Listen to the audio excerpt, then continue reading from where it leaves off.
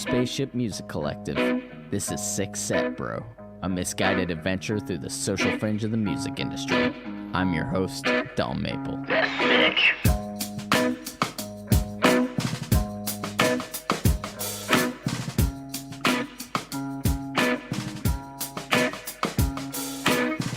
What's happening, everybody? Welcome to Sick Set Bro Live. It's Wednesday. It's Humpin' Day, baby. And it's a special one, everybody. It's a special episode. It's probably our last episode for a couple weeks. We're going to take a little break after this one, unfortunately. But you know what it is. It's a music and entertainment podcast. I'm your host, Dom Maple, little indie musician, rapper, emo boy, or whatever. I don't know. Whatever you want to call me. It's fine. Call me whatever. And I'm joined, like I'm always joined, by my older baby brother.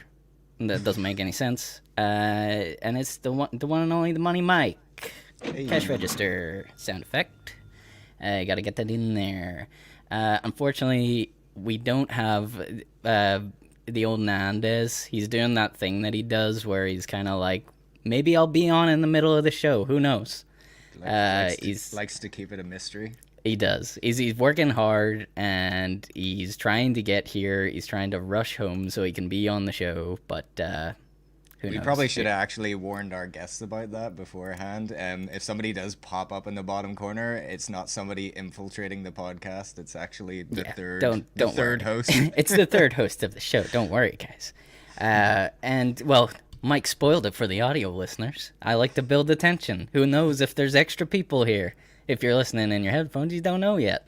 If you're watching on the video, then you know. Because I forgot to do the thing where I kick them out, you hide the screens, and nobody knows that they're there, and then it's a big surprise. The big reveal. There's a lot of suspense, and then we go like we are joined by very, very, very special guests. Wynona Bleach, welcome to the show, guys. Hey. Guys, thank you so much for being on the show. We've been wanting to do this for a long time. Actually, we always talked, we were like, we need to get Wynona Bleach on the show, but we're also like, let's reach out at the correct time because there's a pandemic on. Yeah. And we want to get it whenever you guys are getting close to releasing that old debut record we've been hearing so much about. Yeah. So we're going to do, I don't know if you guys know the show, we do things a little weird here. We start off with quick fire news. It's quick, it's hot, it goes all over the show, and it's pointless. So we're going to get that out of the way so we can talk to you. All right. Usually contains Kanye items.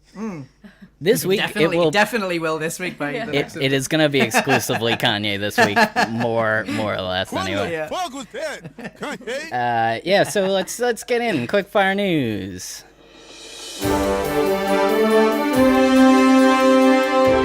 Welcome to Sick Set Bro Quick Fire News with me, Donald Maple, and Money Michael.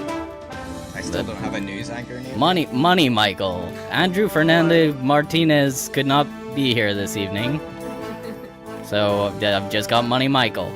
And special musical guests, Wynona Bleach. I can't talk. So let's just get into it. Quick fire news, baby. We all know what's coming up first. We love to talk about Kanye on this podcast, and you know what? He just went and gosh darn done it and released that record he's been talking about for so long.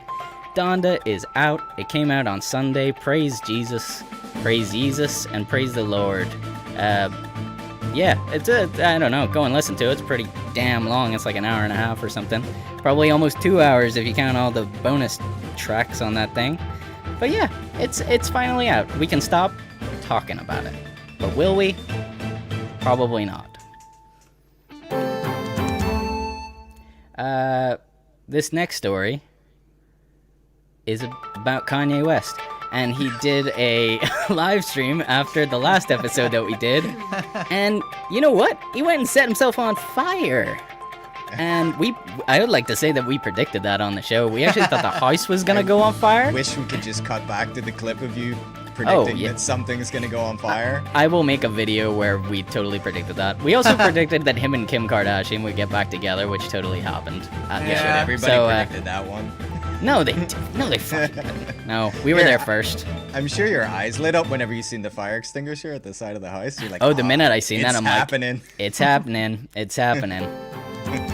And then because I can't be bothered doing any more news than this, and the whole world has had enough of Kanye for the week, I got one more story that's not Kanye related, and it's just that Drizzy Champagne Poppy Toronto 6 King Drake released his album cover for Certified Lover Boy, and it makes me want to vomit because it's gross. It's just the worst cover I've maybe ever seen. That's not it. Hold on. 100%. Apparently so. Apparently so. No way. Yeah. He album's says called it's it. Certified Lover Boy, and that is the cover of it. Get the fuck. Well, that's what I said. Oh That's what my I said, God. Johnny. I turned around and said, "Get the fuck, Kanye. Get Kanye, Drake. Drake. Kanye You're in the so brain. used to Kanye and that I really am. I mean, expect pretty much all the buttons on this soundboard are all for Kanye. What the fuck was that? Kanye? I got stingers for him. Is it yeah or is it nay? Nobody knows it's yeah. What the fuck was that? We love it. Kanye? We love Kanye on this show. He gives us yeah. most of our news stories. To be He fair, really- this podcast wouldn't exist without Kanye. Seriously does. Like, I mean, it's crazy. Like, I don't even know whenever we started going down the path of following Kanye news, but I'm like, this is just easy podcasting after a while. Gift It just keeps gives you on constant giving. content. I believe it was episode 1. That is actually true. Yeah, that was whenever he said I can't remember. He was talking about something was like a Ugandan Jurassic Park, and I was just like, this guy's nuts. It's so funny. There it is But- again. Yeah, Jesus Christ. I might just bring this up at moments during the show, Just to try and throw us all off. because this is Holy maybe the fuck. worst cover I've ever seen, and apparently it's like an artwork by Damien Hirst, and I'm like, No. okay, I don't Really? care. Apparently so, yeah. He's got it on his wall, but yeah, I mean, you know, I thought it would have been like a sexier cover than a bunch of emojis. Whenever he's like, it's More called artistic. Certified Lover Boy. I was like, Yeah, ooh, some this is sort gonna of be moody nice. picture or something. I Yeah. know it's gonna be spicy, but no, just a bunch of emojis. Yeah, I think we can ignore all the pointless quickfire news and get to why we're actually here, and that's to talk to Wynona Bleach. We've got Johnny and Melissa with us, and I mean, we probably have a bunch to ask you guys. We always talk about you guys like on the show. Like, I'm not even you. joking. Even after it's over, we'll talk about like what you guys are up to. We're very What are we up invested. You guys are up to a lot. Can I just say, like a lot, always. Yeah. No, look, you guys work so hard, and we're gonna get into why once we start talking about all the stuff you guys have done over the past couple of years. And yeah, I mean, let's start at the beginning. I mean, that's probably too far back. We were born. Yeah, I was like, let's not go too far. But I remember one of our earliest episodes, we actually talked about whenever you guys renamed, because you used to have a different band name. It used to be called R51, and we were like, big news, R51 changed their name, they're Wynona Bleach now. And I just remember this is whenever we started like this podcast to be like, we want to keep people up to date with, you know, music news from Northern Ireland, keep people in the know. And like that was, I don't, like how many years ago, like 2 or 3 years, It's 2018. 2018. January 2018 is when we did it. Yeah, and like that's how long ago it was, and then ever since then, it's like, okay, these guys have went to Russia, Yeah. they toured Russia, they're playing all these shows, they're releasing these amazing singles, and now we've got the debut album coming, which we just, me and Mike both read your article in the magazine Dig with it, all about the yeah. experience in Portugal, and it sounds crazy stressful, but kind of fun, but also horrifying, and a lot of different emotions whenever I read All that. of I was those like, things. Yeah. Yeah, all Lord. of those things. I mean, the inside of the vinyl is gonna have like a kind of booklet thing, which has all of that in it as well. And like when we were proofreading it, the band were like, "Geez, it looks like we had fun." We have to make sure that they know that it's really hard work at the same time, you know? Yeah, of course. No, it's when you look back on it, I'm like, oh, that was amazing. I'd do that all again tomorrow. But at the time, I was like, Fucking Yeah, Jesus I Christ. I hate everyone in this room. That's how the best music is made. I can imagine that because like it was super stressful, like just making a 4-track EP in a studio with 4 band members in this country for me and Stu. Like, you know, I can't imagine like bed. yeah, completely shifting everything across countries and having to lodge up. How long were you guys there for? A month. A month? Basically a month. Okay. Yeah. Something like 3.5 weeks or so. There was kind of like a gray area because some of us went earlier to set things up before others arrived. When I say set things up, clean things up. Right. So yes, it you was guys very went much to an abandoned like warehouse or something. Yeah. Right, okay. Well, like basically, the story is kind of our friend, like the guy that I kind of personally credit all of my musical career to, well, not all of, but nearly all of, is like my mentor, my best pal, Dave. And he has he's an older dude. He has a holiday house out there. And he just sort of like mentioned it that, you know, well, I said originally like, oh, it'd be funny if we went out there and like just wrote songs, you know, we just bring the band down and we'll jam in the house. And then he told the guy who owned the land surrounding. I said, look, sure, it's cool that we can make a little noise. And the guy said, well, you don't need to. His name's Geronimo Batista. I have to throw that in because it's too nuts a name to not throw in. Oh, incredible. Yeah.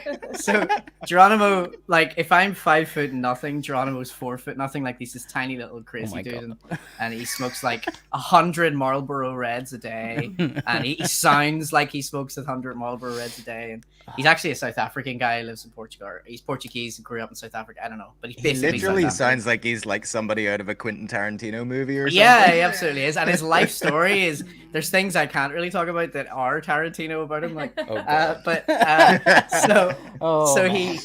he owns this land and he has this big warehouse that he used to make pool tables in, and he was like king pool table, like he was the motherfucker. He made all the pool tables for all of Portugal, and then he had a monopoly. He was fucking, and they're really good. Like we know this because there's bits of them. There's bits of it everywhere in the place we recorded, and they weigh a ton. Like they're so like heavy. The legs of each leg's like that thick. Yeah, but anyway, so beautiful. So like my friend asked him if it was okay, and he said, "Well, you don't need to do it in the house. You could just have the factory."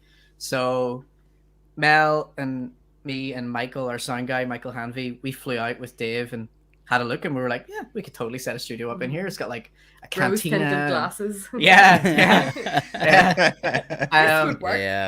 There was like this cantina that was separate to the main room that they built the tables in and the factory space. And we were like, yeah, we could set up the studio in the cantina, the control room in the cantina, separate room, separate building. Will sound like, you know, will somewhat be away from the noisy part of the building and stuff. And yeah, it worked.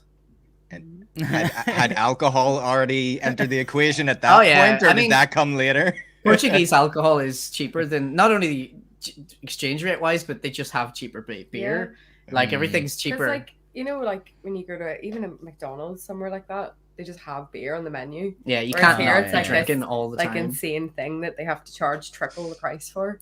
Yeah, and actually, I absolutely didn't drink for a full month after we came back because of the amount of drinking. Yeah, I did sober October, but I started it early and I finished it late because I just couldn't look at a drink. There was some stupid fucking number, like 2,000 bottles of beer left over, 1,000 in 3 weeks, something like that. We were just between too the 5 cheap of us. And too holy shit, averagely okay. They weren't even nice. You guys should have done that like Always Sunny thing and start marking them on your shirt. So just like keeping a tally of how many beers you had. Yeah, I mean it probably would have been a good idea. Well, at least considering it was over a period of time. It wasn't just on a plane. Yeah, just yeah. And of course, it wasn't just beer. I mean, there's a. I was talking to our friend Audrey Gillespie. Took a lot of photos out there when she was there for like a week or two while we were doing the record, and she was telling me the other day she had a flashback of our bass player Carl. When he drinks wine, he gets dead competitive. Like he's with totally nobody, a different competitive person. with himself. With himself, yeah. So he I remember him like we had all been fucking around in the swimming pool at like 3 a.m, and then it was like, right, it's time to go to bed, you know. But he's like, I'm gonna see how many times I can throw myself in this pool. Like his lips are red, his tongue is red. He has like, I think he had a bag of wine. You know, he'd taken it out of the fucking box. You know, and he was just firing himself into the pool over and over. It was He brilliant. did it 13 times, and the next day he was bruised. Yeah, he on was one side. bruised. Oh my god. And Just I had to hitting put the more water in the pool because there was like that much out of it. It's all, He's a very tall man. Like he has a large surface area. So oh man. that's why, not why And it we makes went, me but- want wine. Sorry. yeah, just keep you away from the pool. Like, Yeah. but Yeah. there's So basically. If you thought you digressed, we definitely Yeah, digressed. sorry for that digression, but basically Don't worry. we decided that space was going to be a good space. Although when we were there, it was March and it was rainy and damp. We knew it would Yeah. get warm and hot and be like a place to be. Mm. So we took Michael. Actually, the true story of what happened was when I said, "Yeah, we could probably do this. We just need to raise some money." About a year went by of Michael Hanvey not shutting the fuck up about it. Like, we should do this, we should do this, we should do this, we should do this. And then he's like, I'll drive, and all.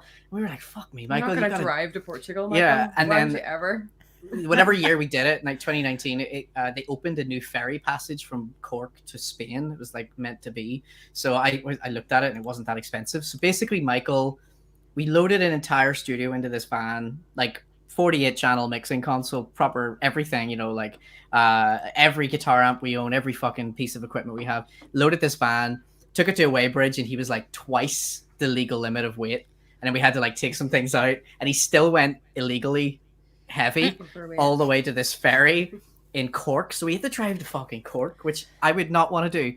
And then he got on a boat for 2 days and then got off the boat in Spain and then drove through Spain down to Portugal, where we flew in and met him. Yeah, we arrived in our little I saw van. Michael. You just swanned in afterwards. Yeah, no.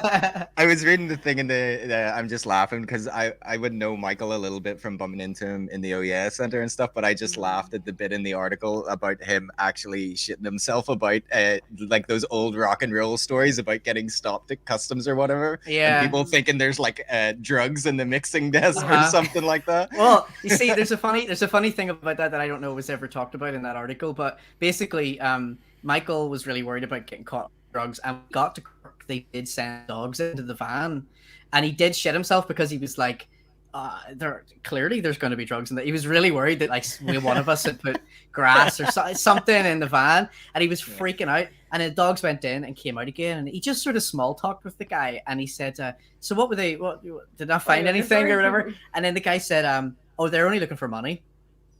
So they're only looking for money. Oh, don't worry about it. they're We just, already the dogs don't are have any trained. of that, so Yeah, I and- know. You'll and not of course find they- any of that here. yeah. We've spent it all, you know. Don't you worry, sir. So the dog was only trained to sniff out cash. I did not know that was a thing. I did Yeah. not know that was a thing. Didn't know people had enough money that they would hide it. Yeah. I'm And I- like, I have a tenner. Like, Yeah. that's it. I can't say I wasn't offered to bring money to there, but I did. I'm No. glad I didn't. Oh Jesus.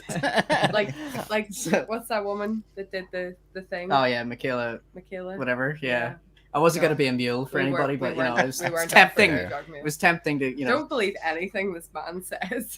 That's fine. I'd say it's So- good you guys weren't on the podcast beforehand because maybe like Andy would have set you up with something. He's from Portugal. So Oh right, is he really? Okay. Yeah, his family lives out Right. in Portugal. So To maybe be honest, got you it to makes- smuggle something over. it makes no sense because everything's easier to get there anyway. Yeah, they I don't know. need us to be sending anything to them. Yeah, that's Andy can tell you some stories about the Portuguese mafia. I'm sure. Not that he Uh-huh. would. I say it that like he was affiliated. I know or that something. sounds really Sorry. cool. Yeah. I He actually just can knows some too. stuff, like- I actually can, but I'm not going to do it on a podcast. But I can Yeah, actually that's tell you fair.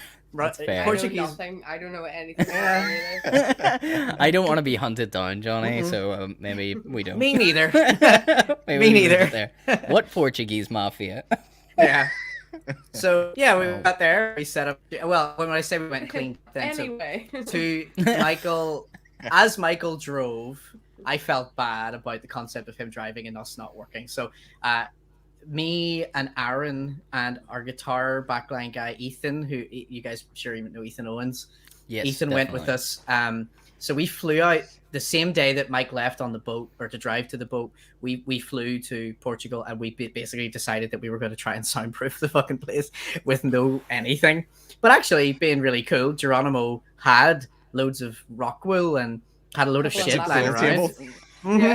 Bits of pool table, swear to fuck. There was like boxes of the fabric, like blue and green and red. Yeah, and billiard balls. But also the thing that was really cool about you saying about the pool table is the genius moment was we got at the top of a pool table is actually hard and heavy as fuck. It's made of some kind of crazy. It's like granite. It's fucked up. So what we did was we got rock wool and we stapled it to it, and then we put bin bags over it so we didn't breathe it in, and then we tipped that up against all the windows.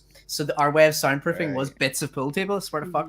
And there's video of that somewhere. I'm sure we'll get to put it up soon. But that we soundproofed the room, but it made no difference because we were loud as fuck. Yeah. Did you have any complaints? Did anybody come in? Yeah, you see, we could have. They didn't complain in a language that we would have understood. You see, no, but what happened? No, that's fine. It's okay. No, Geronimo being Geronimo and being extremely well connected. What happened was when we went over the first time and we talked to him about this whole idea, and then he had us for dinner, and then we said like, "Hey, can we do this?" And he goes, "Yes, absolutely. I've arranged." Literally, like, that's the mayor over there. He brought the mayor to a dinner, to and we met the mayor of the local area, and he ran it by him in Portuguese, and then they both turned around to us and essentially said, "If anybody's going to complain, they're going to complain to us.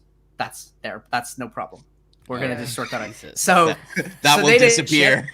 Yeah. And of course, will disappear. No. And you have to remember as well that we're not paying anybody to do this. This is just them being sound. Like they were just like, factory's there, fuck it. And then of course they think it's dead cool that there's a studio being set up. So they're just like, fuck it, yeah. So nobody complained that we know of. And of course we were sort of reasonable. I think we stopped making noise at like midnight. Yeah, no, not even. Like I think like 10:30, 11. Yeah. We were all like, let's go home. Yeah. So, just sweat everywhere. I not really like capable of making any music at that point. Like lost all the liquid in your body. So. Right on. Yeah, totally. You're topping it up with beer for some reason. Yeah, you would need to stop at a certain point, I would imagine. This is I don't know, man, it's so badass. Like I love this. It reminds me of like like these desert sessions or like Queens of the Stone Age records where they go out to the desert and make this shit. Yeah. Although you're in Portugal, I know it's not a desert, but still, the heat's probably the same. Felt like it, yeah. But it's just like such a different environment, you know? It's just, I'm sure that like every time you guys listen to these songs, it's just gonna be like, it's gonna remind you of there every single time. Yeah. There's a snare sound that came with. We put this mic actually. I just realized this mic was it's got named the shitter mic because it was put into the toilets that was in the building, right next to the literally in this tiled room. But it worked out really well because the fucking snare. Actually, you can hear it on drag. The snare tail on drag, the big black, is this mic in a toilet. In that room. So every time I hear those songs, I'm like, oh yeah, I remember we had that, and there was chicken coops and there was fucking all sorts of shit, you know. So it's cool, like, you know. And I love shit like that. Anything that makes it like interesting, like just for the recording process. Like I don't even care. It could probably sound the same as it sounds in a studio, but I love it. Makes me love it arguably more. Arguably could have done all of that in the studio, absolutely, but I don't think you would have made the decisions you made because of it. You know, you would have had you could have recreated it, but you probably wouldn't have had, let's do that snare like it's Phil Collins because we have a toilet and a shitter mic. Turn that one up, you know. Shitter mic. Yeah, no, you're right though. That's it. Like everything changes, especially whenever you're like in that environment, you have everybody in the same room and you're all in that experience together. I think that is gonna completely change the way that record would have sounded had it been recorded like here in a studio sterile environment. I don't know. I don't know. I don't think you get the same out of something like that, and I think it is evident whenever it comes out, which is why I'm very excited for this thing to drop. Like been waiting so long. I know. Waiting so long. I'm so sorry. All I can do is apologize. No, like man, like what can you do? It's the last year. Like it was not a good year to release. Everybody's having a shit time and all, but I was like, seriously, like it's taken us this long. We just did this thing that was cool, and now can't do anything with it for how long? An indefinite period of time.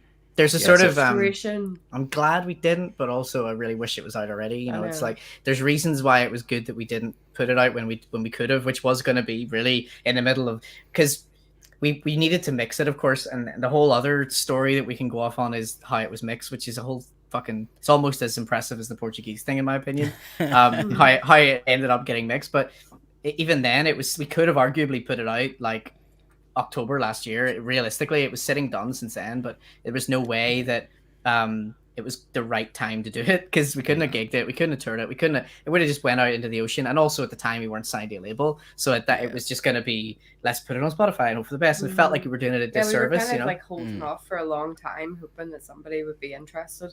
Yeah, of course.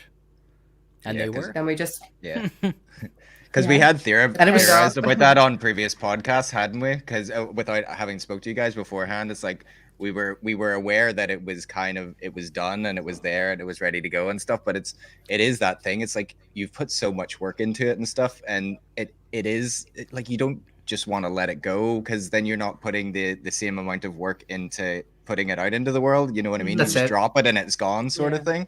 Yeah. So the whole well, I don't know if you want to move on to that yet about getting signed, or sure. Yeah, we definitely can. So that came along, and that obviously changed plans for releasing it and all. Then how did that all come about?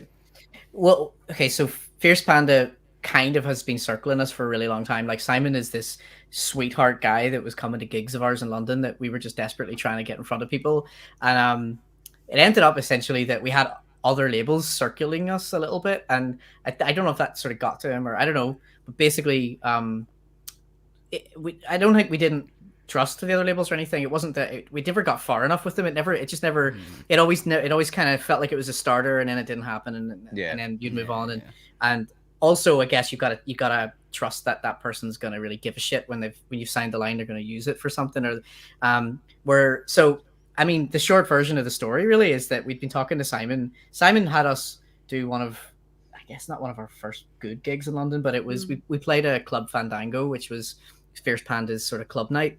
And they run it in different places, but we played it in Finsbury, somewhere in Finsbury Park, and it was maybe like our 5th ever gig in London. It wasn't like we'd been going over quite a lot, trying and not really getting anywhere with it. And then he had put Chris from the label put us on there. And it was great. We were like opening for one of the bands that are on the label, and like it was packed, and it was really good fun, and everything was cool.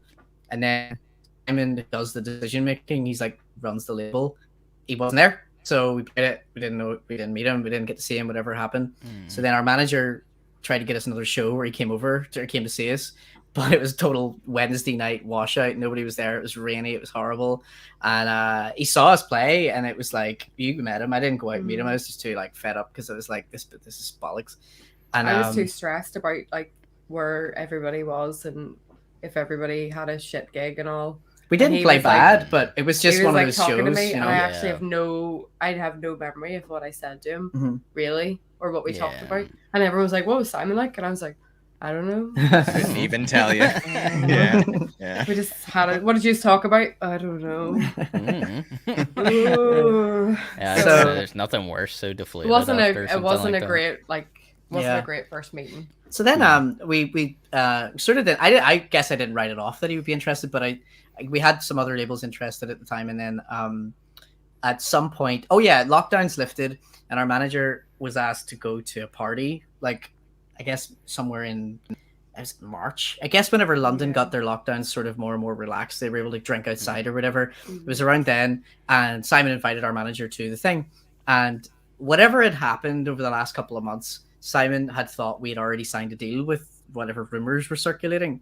So they had this meeting, and he was like, "So what happened?" and all blah blah blah. And she's like, "Oh, they're still looking for a label." And he went, "Oh, really?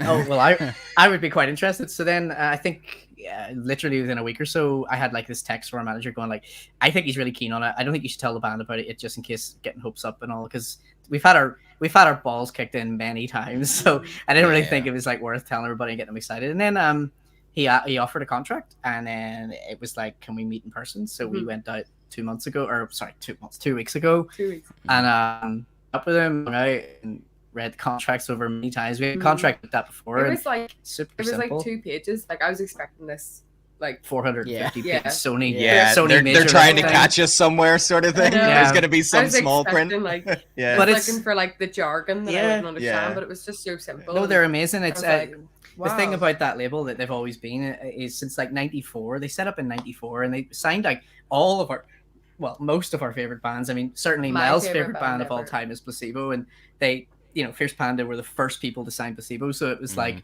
for Mel especially. Thank you. Yeah, it was like Thank you, Fierce Panda. Thank you, Simon. And so their whole mantra is kind of like I think Simon's super cool because he's into like transparency. He's very open, and he's not about fucking anyone over because he Loyalty. knows how bad it can be.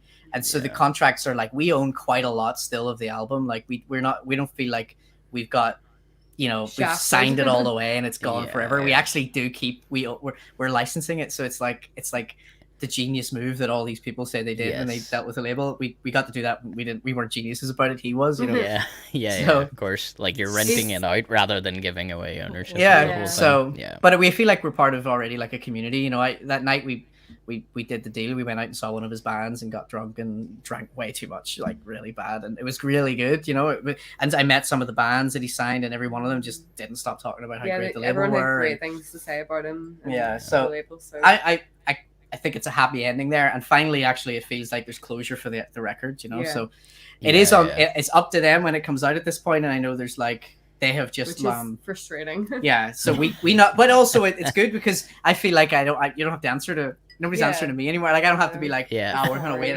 No, fuck it. Yeah. You could just go ask him when it comes out, and then it'll come out. So Yeah, Johnny, are you gonna be one of these people that would wait forever? Wait No, for like I- 100 I- years before you release the Here's record? the We're not thing. gonna do an Axl Rose. Here's the like- fucking thing, right? I see while all this is happening, we of course have written basically another album in the time that this has taken. So Yeah. we've been playing shows and playing songs that everybody loves. We're almost at 10 times the band we were when we went to Portugal at this point. So we have not better, but Not better, they're fresher different. I feel like we're Yes. going in the right direction. and we have Yes, a of course. creative thing going on. And so arguably speaking, by the time that the record finally actually lands, we are aiming to try and get like 99% of the second record done and get it out the same year if we can do it. You know what I mean? It's really up to the label, but that's I'm all Take about that up with the label. I want it to be immediate. I want it to be Yes, all yeah. That makes a load of sense because like Yeah. with that extra support with the label and stuff behind you there now, you guys have that album ready to go, and obviously you're hoping then with that extra support there, you drop that and it gets a little bit of traction and stuff. You're already working on the follow-up, and that's kind of one of the hardest things, especially whenever you are like a DIY artist, right. and you're trying to do so much yourself. And we'll probably go back on the fact that like a lot of production and stuff is all done by yourselves too, but it is really hard to get that collection of songs behind you ready to go. It's like if this takes off, people are going to start asking for more, and a lot of times that is a problem with people, but like you guys are already there, like sitting gun loaded, ready to go.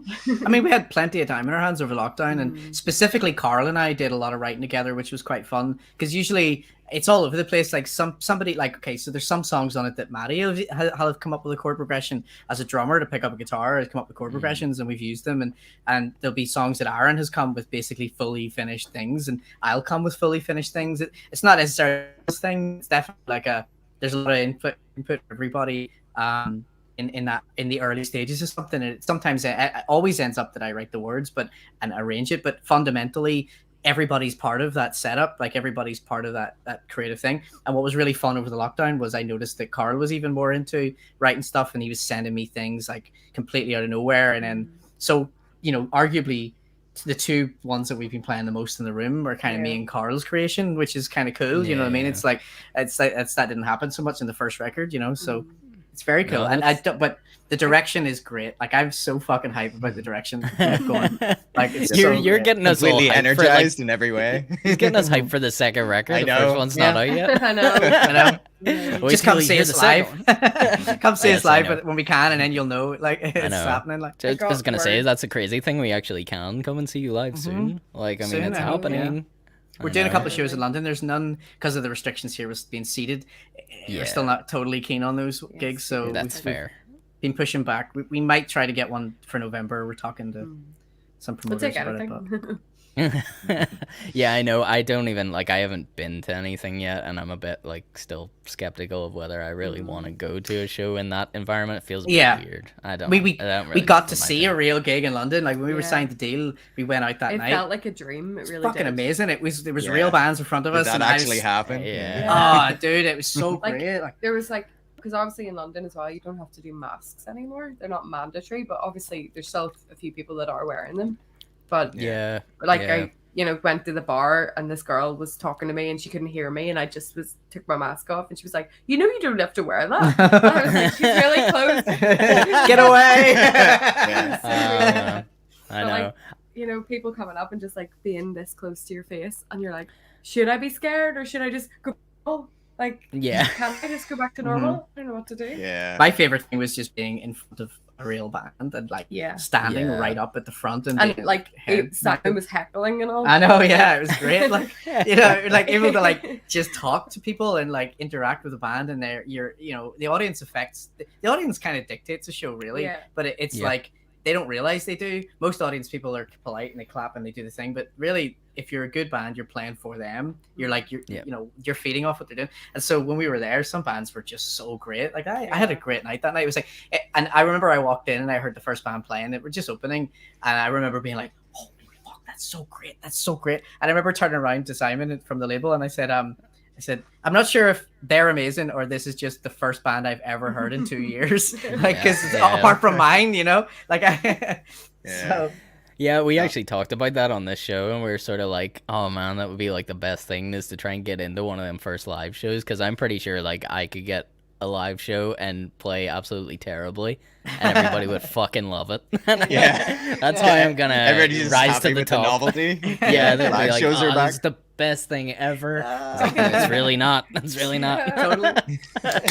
Well, Oh, that's what I'm hoping for our first one, is that we can be shite, but they'll love it because it's loud. That gig we just did in London, it was being like filmed and all. We kind of got the Oh, wrong seriously? end of the stick and thought it was like us doing 3 songs and we could redo them as many times Yeah. as we want. But there was also an audience, so I was Yeah, it was- ignoring the audience existence and just Wow. looking at the cameraman, being like, "Was that okay?" And you were like, "You want us to do that again?" And he was like, "No, just play." It's a gig now. We're allowed to do gigs. Just It's like, play oh, fuck, some are we? songs. And we're like, "What? Okay." And they're gonna release that shit. So Yeah. there's gonna be this video of me going like, "Can we do that again?" The guy came up to me afterwards and he was like, "Did he tell you that it's just a gig?" I'm like, "No, somebody told me it was 3 songs, that was it, and then go home." And he was like, no. But, that was kind of funny, though. I might just leave all that bit in where you guys were all confused and all. It might work really well. And I was Yeah. like, Oh Please- yeah, please thanks. Thanks Please so much. can you not do that? Plus, Yeah. it We're was like 2 a p.m. and we were hanging out of our souls And because you- we you just kept signed the deal that night apologizing. before. And I was using that as the excuse. I was saying Yeah. like, "Oh, we're hanging we're hanging like bats up here," and everybody's like, "Okay," know. like, all right, know. continue. Gig at 2 p.m. That's the worst. Like, Yeah, Jesus I mean, Christ. 'cause I that's can't what- even imagine. The context was we're going for a filming 2 Yeah. p.m. Yes. We're Yeah, going we have to yeah. be trying so. Makes sense.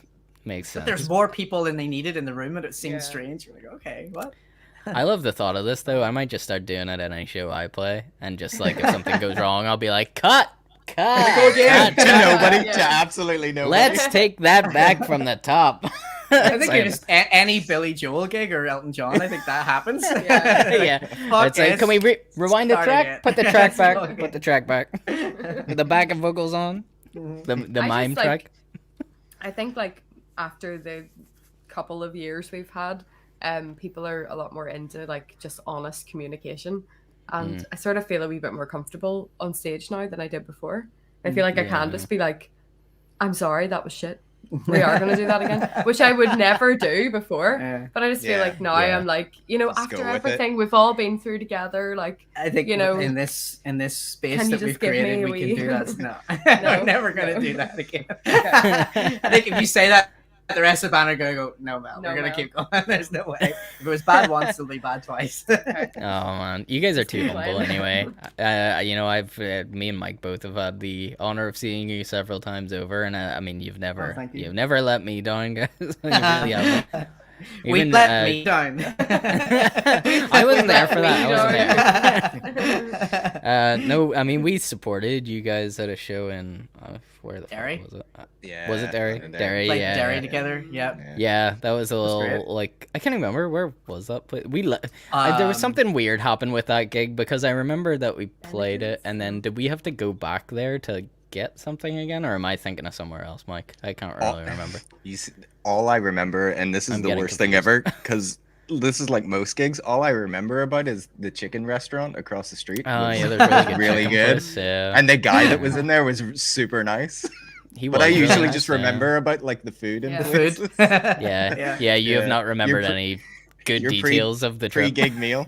Yeah. Don't do a Russian tour. Is all I can say then, because the food is not. The food will depress you for your whole for the whole Jesus gig. Christ. We have PTSD for the D. The PTSD for us, and the D stands for dill, because I sort of fuck. It sounds like a weird thing to say, but in Russia they put dill on everything. Fucking everything. Soup, fucking chicken. Dill soup. There's crisps. A side of dill. There's dill crisps in the shops. It's fucked up. I'm trying to imagine what that would be like. I'm trying to imagine dill crisps right now, and I'm having trouble. I've never really had an opinion on dill until I went to Russia. Because it's probably never been forced upon you. It doesn't come up that often. Yeah. So that is a bit of a rewind, but for anybody that is new to Wynona Bleach, then how did the whole Russia thing came about? That was all before this whole Portugal trip with recording the new album and stuff. Yeah. We got hit with like before the name change, so we were technically R51 then. We got hit with it was when we just got Carl. Yes, it was Carl just joined. Well, what happened was gigs we had a Russian ones. Premier from Moscow contact us, and he actually contacts lots of people, and he just sort of tries his luck, and he goes like, "Do you want to do this?" I think most people go, "You're fucking joking. Scammers. I'm not doing that." You know, it's a scam. But we were like, "Yeah, fucking right. We'll go over." We did the math, and we're like, "Why not?" Hold on, we couldn't do this ourselves for that much money. Like, we still had to pay money, but it wasn't. No, so we couldn't have arranged. We broke even on it. We broke ourselves. even on it on our first tour, and it wasn't even in our own country. That's what really happened. Yeah, that's a win. It was a big win, and we broke even on it basically because we did like a fundraiser gig before we went, and then when we went over there, everybody bought CDs, not like T-shirts or anything, CDs. So they just bought CDs like fuck, and with the merch and what we and how cheap things are there. It ended up we came out of it with like a fucking we just scraped it, but we did it. And it was great. Like we got a meal a day as well, and it was mostly dill related. But, but everything else was so cheap. Like it's the only time in my life I could afford to do a round for somebody, because a pint was £1.14. Yeah, £1.14. £1.14. For any pint. With a side of dill crisps. Is there dill in the pint? Maybe there was no dill. Brings the value down. No. No. Did anybody try a Guinness while we were there? Yes, there was an Irish pub. Lord. It was okay. I have to say it was okay. It was an Irish pub, and it was actually the furthest out we'd been. I think. Seamus Bar. It was called was it Seamus Bar? I don't know, but it was far out as fuck. It was in I think either Tumen or shit. You know what? I'm saying these names and it don't matter because I didn't even know where they were, but they're fucking. I don't know. I'm just gonna assume you're right. The joke was when we were arriving in the city, Aaron would Wikipedia how many people lived in it, right? And every single time it was like times the size of Belfast, or it was fucked up. There would be like Belfast has like 500,000 people in it. These cities we were playing were like 3 million people lived in these cities, and I've never heard of them. Like the world is massive, especially when you've done that tour. You realize. So it was Tumen or really far. It was near Kazakhstan. There was no Siberia. It was far into Siberia, and it wasn't Kurgan, somewhere like that. And we went in, and the weirdest thing about that gig, I have fond memories of that gig for 3 things. The first thing was we went in and we were like, oh, it's an Irish pub, and they had Guinness, and we were like, fuck it, let's try it. And we tried the Guinness, and everybody had sort of surprise. It was like maybe it was because we'd been on the tour for like maybe it wasn't dill, so it tasted like I don't know how many I don't know how many days in we were, but we were like, this actually is okay. And then as we're at the bar, there's an American guy, and we like meet this American guy, and he's a blues singer who decided to move to Perm is the name of the city. Perm.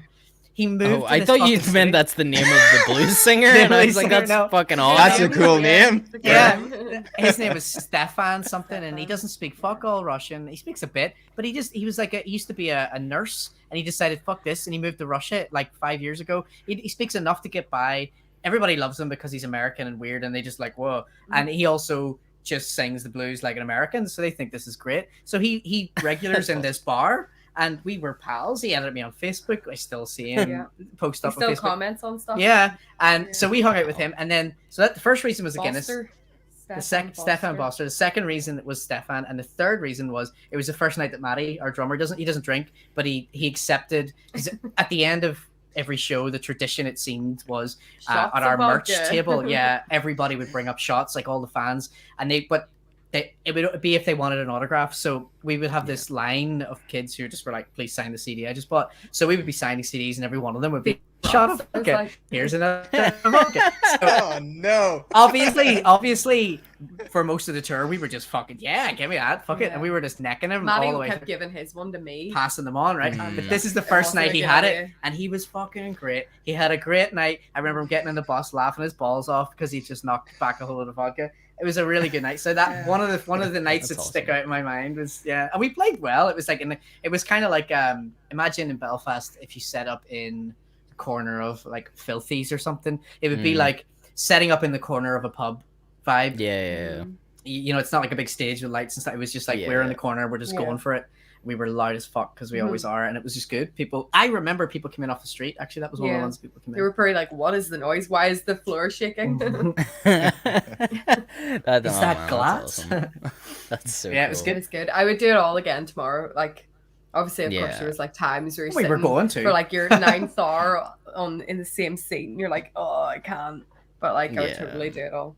I was gonna say the travel is probably brutal in Russia. It probably takes forever to get from one city to another, right? It was about 8 hours a day travel, so we would do a show, and then when you finish the show, our tour manager Stan, he's an amazing guy. Like I love Stan. We bonded big time. Like everybody bonded with Stan in a different way, but he was the coolest guy ever. He was the tour manager. Our driver was just spoke no English at all. He was just like, he was great, but he just didn't speak a word. But he just did that all the time. But Michael actually, I love it. Mike and our bus driver bonded because they both got up really early, regardless of how hungover they were, and they play chess every morning. So we'd come down to the bottom of the foyer of the hotel, and they would just be playing chess. Not a fucking lick of language between them. They would just play chess. The universal language. Yeah. Oh, yeah, there's something beautiful about that. There is something so poetic about that. I love it. But so the routine would be, we'd do the gigs, like allow us the autographs. Like it was annoying for him, so he'd be like, okay, do the fucking thing. We were doing all these autographs. We have to go. And then he would bail us into the van, blocked, and he would take us to the fucking hotel, and then he would basically put us in bed, and then we'd be up at 10 a.m., no later than 10 a.m., into the bus, 8 hours on the road. 6 p.m. Every night before bed, we'd be like, Stan, what time do we have to get up tomorrow? Yeah. Please don't be early. And he's like, oh, it'll be 10. And I'm like, that's too early. And then we get, no, it's fine. 6 p.m. we'd arrive in the next town. We'd go straight to the venue. We'd get fed. We'd do a sound check. We'd play, rinse, repeat. And that was for 12 shows in a row. So there was such a serious amount of miles covered that it was like, it became a daze, but in a good way. It was like there was absolutely no part of it that wasn't exciting. And even when you were bored in the bus, you knew you were going to do this totally. You didn't know how the show was going to go. You didn't know what kind of venue. You didn't know if it was going to be packed, if it was going to be empty. You didn't know. And we had so many gigs that were packed that it was like every show felt like, shit, this might be a really good one tonight, guys. You know, you just don't know. Yeah. You turn up and you do it, and it was good. There's occasional stinkers, but you know. No, man. I remember even seeing, I think you guys like uploaded photos. Did you guys do like a documentary or something about the Maddie I remember watching that, but it's like my memory sucks, so it was like a couple of years ago now, but I think I remember watching it whenever it came out, and I remember you guys talking about like every show being packed, like, and you just couldn't believe it. Like, it was weird, and like, what the hell? The very, very first gig we did was shit, and we thought, all right, that's going to be shit. And then we did another gig, and it was shit. And we were like, okay, we're 2 in. We've got 10 to go. Are they going to be all shit, Stan? And he was like, look, I swear to God, it's the promoters. And of course, we'd go to another city, and that city might as well be another country. It's so far away, and there's so many different people in it. And then we did the first really good show. We were like, fuck me. And then another one, and then another one. And then next thing you know, you've done like 8 in a row, and you're like, Jesus Christ, what the fuck is going on? Yeah, and then you come back like local heroes. I love it. Come back from Came Russia. Came Like back the as astronauts local or heroes. something. But everybody warned me. So the guy I mentioned earlier, Dave, who's like my personal mentor guy, been on a million tours, has had a million record deals, knows how it all goes, was like, when you come back, you're going to be so fucking depressed. See that first week, you're going to hate it because that excitement and adrenaline every single day is gone. And it was January, or it was late when it wasn't January, but it was The tour was in September. it was like winter November, anyway. It was like November-ish. October, November. And I remember I was like, we're changing the fucking band name. Like, fuck this. He was right. Yeah, I was because, so like, depressed I changed the name, you know? Everybody wanted, they were like, how do you pronounce it? And we're like, R51. What does it mean? And we're like, what does it all nothing. mean? It doesn't mean anything. Yeah. Meant Like, fuck all. I'm It- embarrassed to tell you that it means nothing. I'm sorry for I get that. disappointing you. Like, Yeah, I don't know. I always usually complain about that anyway on the show because we're always promoting bands, and it's like we really like these people and we don't know how to say their band name half the time, Yeah. and it's Yeah. really annoying. I'm just we like, still get, it like, shouldn't be that hard. we still get a lot of Wynona Bleach because Wynona? Because of the Y. Like, Yeah. people assume it's a Y. I don't get why so they do you have that. to say it like a Y. But I not. stuck a Y in my name a long time ago, Mhm. which you're not Melissa. Mel Weisse. Mel Weisse, Yeah. sure. Mel Weisse. Probably not the best So- name, no. Yeah. I just did that to be different in Yeah. school, you know. Fair. That is fair. So, yeah, and it's- it stuck. It's good. I'll tell you what we'll do. We'll do a quick commercial break here. If you guys need any sort of beverages or a pee break, that's usually what we do because we Right on. can't. Okay. Our bladders fucking suck. Yeah. Mike's probably bursting over there. He's not used to going this long. This without is a longer break. than usual before they. This Yeah. is longer than Sorry. usual. Okay. But we'll do that and then we'll be right back. So just bear with us. We'll play some ads. Right on.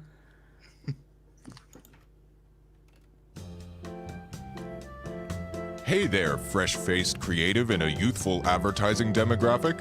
Does your reading material have a distinct lack of cultural nourishment for your slowly decaying, malnourished soul? Stop! Put that garbage down. Everyone knows you shouldn't get your news from old mediums like paper. That's 2/8th century. Plug into the information superhighway, loser, and read a zine. It's like a magazine, but without all that dumbass paper. Read Stranger Days, the arts and culture e-zine. It's got music, comedy, art, poetry, tarot cards, cinema, Year Spaceship, comics, podcasts, and Jim Carrey. Read Stranger Days now, because between you, me, and your trusty canine companion, we know fluffy cuddles and e-zines are the only way to push back the existential dread slowly consuming your every waking moment. Hold back the darkness today with Stranger Days. Available now at strangerdays.wordpress.com. If you want to wrap your ears around all the music we've been talking about on the podcast, we run a special playlist over on Spotify. It's called Distant Sound Waves.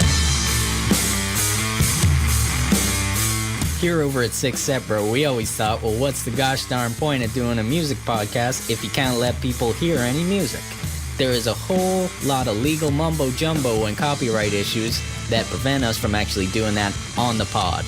So we thought that was a pretty good compromise. We make a playlist and it gets updated every single month. On the playlist, we have things like all the new singles from local homegrown talent that we've talked about. Maybe some of the bigger artists that we've had conversations about, we'll put those guys on there. Or maybe it's just something new that we stumbled across and we've been talking about on the podcast. It is all there. You can find Distant Sound Waves by searching for it on Spotify, or you can find the links all over our social medias. We are Year Spaceship, a music and arts collective for everyone. Created by these two little scamps who grew up in Scarborough, Ontario, moved to Belfast, started playing in bands, and met tons of super chill, talented human beings. They met this guy, who grew up in Jersey and also moved to Belfast. They started a record label together. They started a podcast, and they started a collective dedicated to showcasing independent music and art from all over the planet. The Year Spaceship Collective is here to shout through the internet into the eyes and ears of anyone who will listen. We want to hear about your struggles, accomplishments, and latest projects within the art community. If you're a musician, artist, writer, director, poet, comedian, animator, whatever medium you work in, if you're expressing yourself, we want people to see and hear your world. We want your stories on our Instagram page. We want your music on our playlists. We want to talk to you on our Six Set Bro podcast. We want to showcase your content on our YouTube page. We want to build a community. The Year Spaceship Collective. Avoid conspiracy theories. Keep art strange. Welcome back, everybody. Yeah. You know what? I don't normally do this on the show, guys, but it's a special one. So I'm gonna light a stogie. Yeah, man. Right Good for on. you guys. Right on. Oh man, my wife's gonna be mad. Oh dear. Sick. That's great. Nice one. It's been a while, dude. I remember one night we had one in Lavery's with me and you and Carl. It was years ago. Let me. How Great. many drinks did I have? Fucking rooms. Man, I spent so long. Oh, that's nice. Your boy Carl's in the comments actually, and he just said, Oh, really? Oh. And he just Oh, said, all right. Oh yeah, you're right. He knows wine well. I'm making him very jealous right now. Yeah, apologies to my wife. Gonna smell like smoke. I don't really smoke them often, but I have a couple here for special episodes, and I count this as special. Yay. You doing that I really Schwarzenegger moment where he's like, "Why I smoke?" Have you seen that? What is No. that from? What is I don't that know, from? but he's I think like I've standing seen this, but on like he's outside a tour bus or something, and they're like, somebody's like, "Does your wife let you smoke stogies?" He's like, "Listen," and then he starts talking about how basically his wife's dad, his father-in-law, got him into stogies, and he's like, "So fucking right, she gonna say that her dad's wrong, and also I'm alpha as fuck." Basically, that's the vibe. He's like selling you to suck down those stogies, especially if your yeah. father-in-law says so. You know. I'm fucking beta as fuck. I'm a very beta man. Takes a very alpha man to say that. Well, that's the twist. Elvis. I'm actually gonna put in this, although I don't really know. We sent it out earlier, but if anyone does have any questions for the guys that we don't bring up, just send them in. I'm gonna actually put that in the chat here in case anybody misses it. Send them in, boys. We actually Mike made some beautiful notes for this episode. Before we went on, I was reading through them, and it's like, Mike has some very good questions that I probably wouldn't have even thought of. Yeah. Okay. Did I? You really, you know what, dude? You really did. And At this stage, I don't really remember. that's gonna be me if I'm smoking cigars and drinking wine. Like, I mean, I'm fucked. I don't really know what's gonna happen. You guys don't have any plans, right? Because look, strapped in for the night.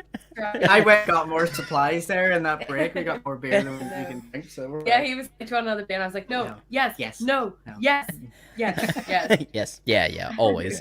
I'll just be like constantly holding out, hoping that like Andy will show up. He's been in the comments, but I assume he's in work somewhere, being like, I can't be on the show, but he needs to get back here. I just even if he shows up for. Yeah, I know. Just quickly, just on his phone. He has the link, dude. You got the link, man. Just pop on while you're in work. That would be hilarious if he just jumped on in work. It's like, I'm trying to get finished. I'll be there as soon as I can. He would just be like whispering and shit. Be like, "Hey guys, really excited here to be on the show." Yeah. So I mean, because I'll probably like it. I would end up talking for like the next 2 hours about Bill Ryder-Jones, but we'll get to that. Okay. We'll get to that. I wish Aaron was here. Okay. Yeah, so I want to go through some of these questions that Mike had because I think some of them are pretty interesting. He put down one about putting in so much work to what would be considered the local music scene, so like the Northern Irish music scene. And I know that's so specific, and we talk about it a lot on this show because you know, I'm not trying to blow smoke here, but you know, you guys are you're traveling all over. You're doing these shows. You've done the Russian tour. You've got this album coming out. You guys look like you're set on such a great path for big things. But obviously, you're from this country, and I know you wouldn't want to say anything bad about it. I'm not trying to encourage that, but it's like, did you feel like you were working so hard here but hitting a brick wall, because I think that's how a lot of people feel sometimes in Northern Ireland trying to be a band making music. Somebody once called it a glass ceiling. Yes. Yeah. You know, it's just such a small place that there's not enough people here to love you and hate you in like the way there is in London. So like there's so many people, there's more of a chance of some of them loving you. I just think the world's massive. Like the world's so massive, and sometimes people get sort of a bit wrapped up in like what's on their doorstep. I don't think it's always been like, it's not, we haven't like purposefully let's go abroad. It wasn't that. And I guess there's always that element of, you know, the adventure and stuff too. But I think the main thing for us was never that the scene wasn't enough. There's some great, like, I love the scene that we've been in, like, and I would never ever want to not do shows here. Yeah, like, I love never it. Be like, eh.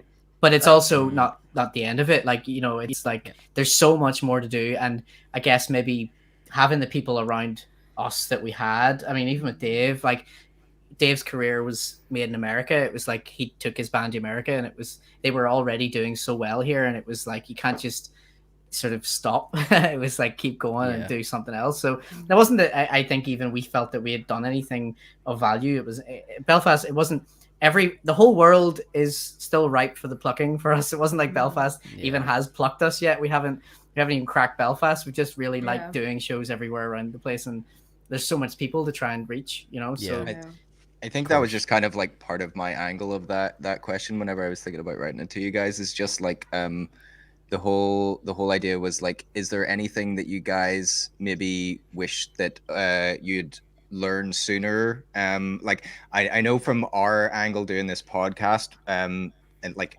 in the modest shows and stuff we've done as a band and stuff together, we know that there's a small audience here of younger bands listening and stuff, and you're trying to like impart any mistakes that you've maybe made yourself or anything else. And that whole idea of Belfast or even Northern Ireland isn't the be all and end all of who would be prepared to listen to you. And sometimes like taking that risk and taking that chance. Do you guys maybe think, you know, was that something looking back you wish you'd have done sooner? Or I mean, you guys were pretty quick off the bat with all that sort of stuff anyways, like, but it never feels like that when you're, you know, I don't think that was how it felt for me. I feel like we still are like up against it locally. Like we still have so much talent around us that it's not like we're even up 2 rungs of any ladder locally. Maybe we're 1 rung up, but we're not like, my local heroes are still gods, you know. They're like fucking unbelievable, like Mandela Hall sellout people. We still don't think we could do something like that. Do you know what I mean? I know Mandela's gone. We could do it now that Mandela's gone. Like, it's a hole in the ground. Sell it out now. Sell out the ghost of Mandela Hall. You know, but like generally speaking, it's I don't really know how to answer that one. It's like I don't know, because I guess I feel like you and me personally have been in a band together since about 2006. So for me, it feels like we probably could have given up a long time ago, but everything happens. I don't want to say it, but like everything happens for a reason. And like, we wouldn't be here today. Everything happens if you work hard and stick it out. Like nothing's easy. I know, and like there has been totally times. Like there's even like the first band that you and me were in together. I remember thinking at one point being like, I don't like this. It's fucking sucks. I don't like this music. We suck. And like my so friends were all like, you know, band, and I was like, yeah, but like there's like it's guitars and stuff, but it's not the guitars that I wish it was. And it's not the direction I want to be in. But I remember my mum. I remember being like, Mum, I don't think this is for me anymore. And she was like, stick it out. You never know what might happen. And you figure things out about yourself, and I think it took me a long time to figure out a bit about myself. I still feel like I'm a mystery to my own self all the time. Like, we're still learning. I honestly do. Day. So there's growing. It all sort of happens in just different one big times. cliche. I'm just like quoting things, like just quote. I'm not actually meaning to, but it's just. No, it's like it's right though. That's right. Yeah, I know. That's what I was gonna say. Happening. It is a bit of eye rolly, but it is right though. You know what I mean? Yeah, you just figure things out as you go along, and everybody gets it in their own time, sort of thing. Mm-hmm. But yeah, sometimes some bands are like 15 and they have nailed it. You know, they're Ash, and they just get it, and they just know exactly what they're about, and they just do it, and it's all cool. and then sometimes it's like twice that long. And it all depends on who you're with at the time, who you're around, the kind of circle that you have, circle of friends that you have, the circle of supporters that you end up getting with that. It's all also, sort like of how you the interact health with of other, the like, health of the scene at the time and all as well. Yeah, you know? totally. That I mean, is constantly fluctuating too. You know, yeah. Absolutely. I mean, has there been a global pandemic? Yeah, Many yeah. other Consider things. that. That's now a thing we have to consider. Let's How hope we weird. never have to consider that again. yeah. I hope not. No, you guys are right. I Bad. mean, it's something our dad would always say is you make your own luck, and although that's not always necessarily true, I think even like an example you guys gave earlier, if somebody messaged me about a Russian tour, I'm deleting that message. Yeah. I would never do it because I would 100% believe it's a scam. And that's the difference between us. You guys would take the chance on that we shit. did 100% believe it Nothing was a to scam lose. at All first. I mean, I think actually we didn't know what were going to happen until the moment we got off the plane and met our tour manager and then like hugged him. And we were like, right, Yeah. this is. And then we're like, What the oh my fuck? god, This he's is real. cool. Like, This is- he's you an actual exist. man. I still like that attitude though. It's like this. We 90% believe this could be a scam, but by golly, either way, it's gonna be fun when we land. Yeah. Yeah. Let's just see what happens. You know what? I love So that the main thing we got on that plane saying, and I distinctly remember saying to the band, and because it was Dave telling me, you're going to be 20 times the band after that tour. Yeah. You No even matter if you what play, happens. even if you play a Bring pile you of guys shows in front of together. nobody. Yeah. Yeah, and also Just us playing how together. you play as Yeah. even if you're not best friends at the end of it, doesn't matter. You're gonna be such a fucking good band, and that's half the battle. It's like good songs and being good at selling those songs. Yeah. That's the two parts of Yeah. it. It's like it's actually not as complicated as it should be. It's hard to actually crack, but I think just getting your wee unit together is actually that simple. I think you just have to work really hard at getting that to happen. No, You know? I think you're 100% right, man. And, you know, it's something that I came to accept, like, you know, a few years ago, I suppose. Like, me and Mike were obviously doing the band. We were doing Hit the B Button for a good while. And I think it clicked for me at one point to just be like, I started understanding what it meant to be a band and whether or not, you know, I thought that life was for me, like 100%, like to throw myself into that, because I never felt that I fully could, and I still don't think I could, which is why I'm like, well, I need to move it to a different sort of priority to be like, well, if I'm not gonna give my all to it, then I can still do it, I can still enjoy it, but I shouldn't expect the feedback of a certain level, if you know what I mean, because like I couldn't do a tour. Like I got a family here. I wouldn't want to be away from them that long. Yeah. I wouldn't want to live that life. Like I just wouldn't. And You it doesn't sacrifice mean a shitload. Yeah. Yeah, 100%. It's hard work. That's the part that people don't seem to want to understand. That's a hard and truth for a lot of bands. You know, there It is is a there hard is some truth. bands out there that can't see past that. It's like, well, why am I not getting the attention of such and such a band or whatever? It's but look at what that fucking band is doing. Look at how hard they are know. working. There is a But difference then there. that's like, You know, it's also like the Instagram life where like you only Everything's ever greener. see the wee Yeah. nice parts and stuff. Yeah. yes, yeah, And like yeah. people are like, and also like the X Factor syndrome where everyone thinks like, I've got a good song, I've got an amazing voice, I can just be amazing, and Yeah, everyone will know exactly. about me. And because it's that's not- unfortunately that is a part of it as well. Like you're trying to appeal to other people too, and in a certain way you have to do that thing where you put up the Instagram stuff and it has to look effortless and it has to look easy, because again that brings more people in and stuff. But like there are bands that need to realize how much work actually goes behind all that stuff Yeah. that you guys are doing, you know. It's totally back to Carl proofreading the inside of the record and saying, "Fuck, it looks like we had a good time there." You know, when we did the album, you know, it's the same Yeah, thing. no, It's it's it's just totally you're selling a thing, and but it's I love that as well. It's like the we all get that joke. We know that there's so much shit that we sacrifice. You know, there's pets we don't get to have because we know I would those love a pets would cat. starve to death because we're gone. Yeah. You know, Yeah. it's not gonna happen. But I'm trying to be a responsible pet owner by not owning a pet. pet, Yeah. That's the So- right thing to do. I respect And that. like nobody You else just pet is sad as except many me. other people's pets as you come Yeah. into contact with Yeah. as possible. Just, Yeah. I just smell people's cats. I'm like, oh, yeah. Man, did you Good not like cat. befriend a dog or a cat in Portugal or something? I remember this. Yeah. It's just There was, popped into my mind. The next door neighbors beside the house that we were staying in, they had 2 dogs, and one was a big fancy poodle called Percy, and he used to like be in shows and all. And the other dog was like, she looked like an Australian Shepherd, but she wasn't. She was like a collie kind of thing. cross. Yeah. Fucking and brilliant. She was just so like, she just wanted to do anything you wanted her to do. So just you throw anything for her and she brought it straight back and was just like, please throw it again. Please throw it again. And like I saw her run into a wall. Like I threw the toy for her and she ran into a wall and went, oh! And then grabbed the toy and ran straight back over. And like she was so good. I just love how you, I love how you kind of said it though. You said it in like kind of like a throwing some shade way. It's like, look, she looks like an Australian Shepherd. She might think she's an Australian Shepherd.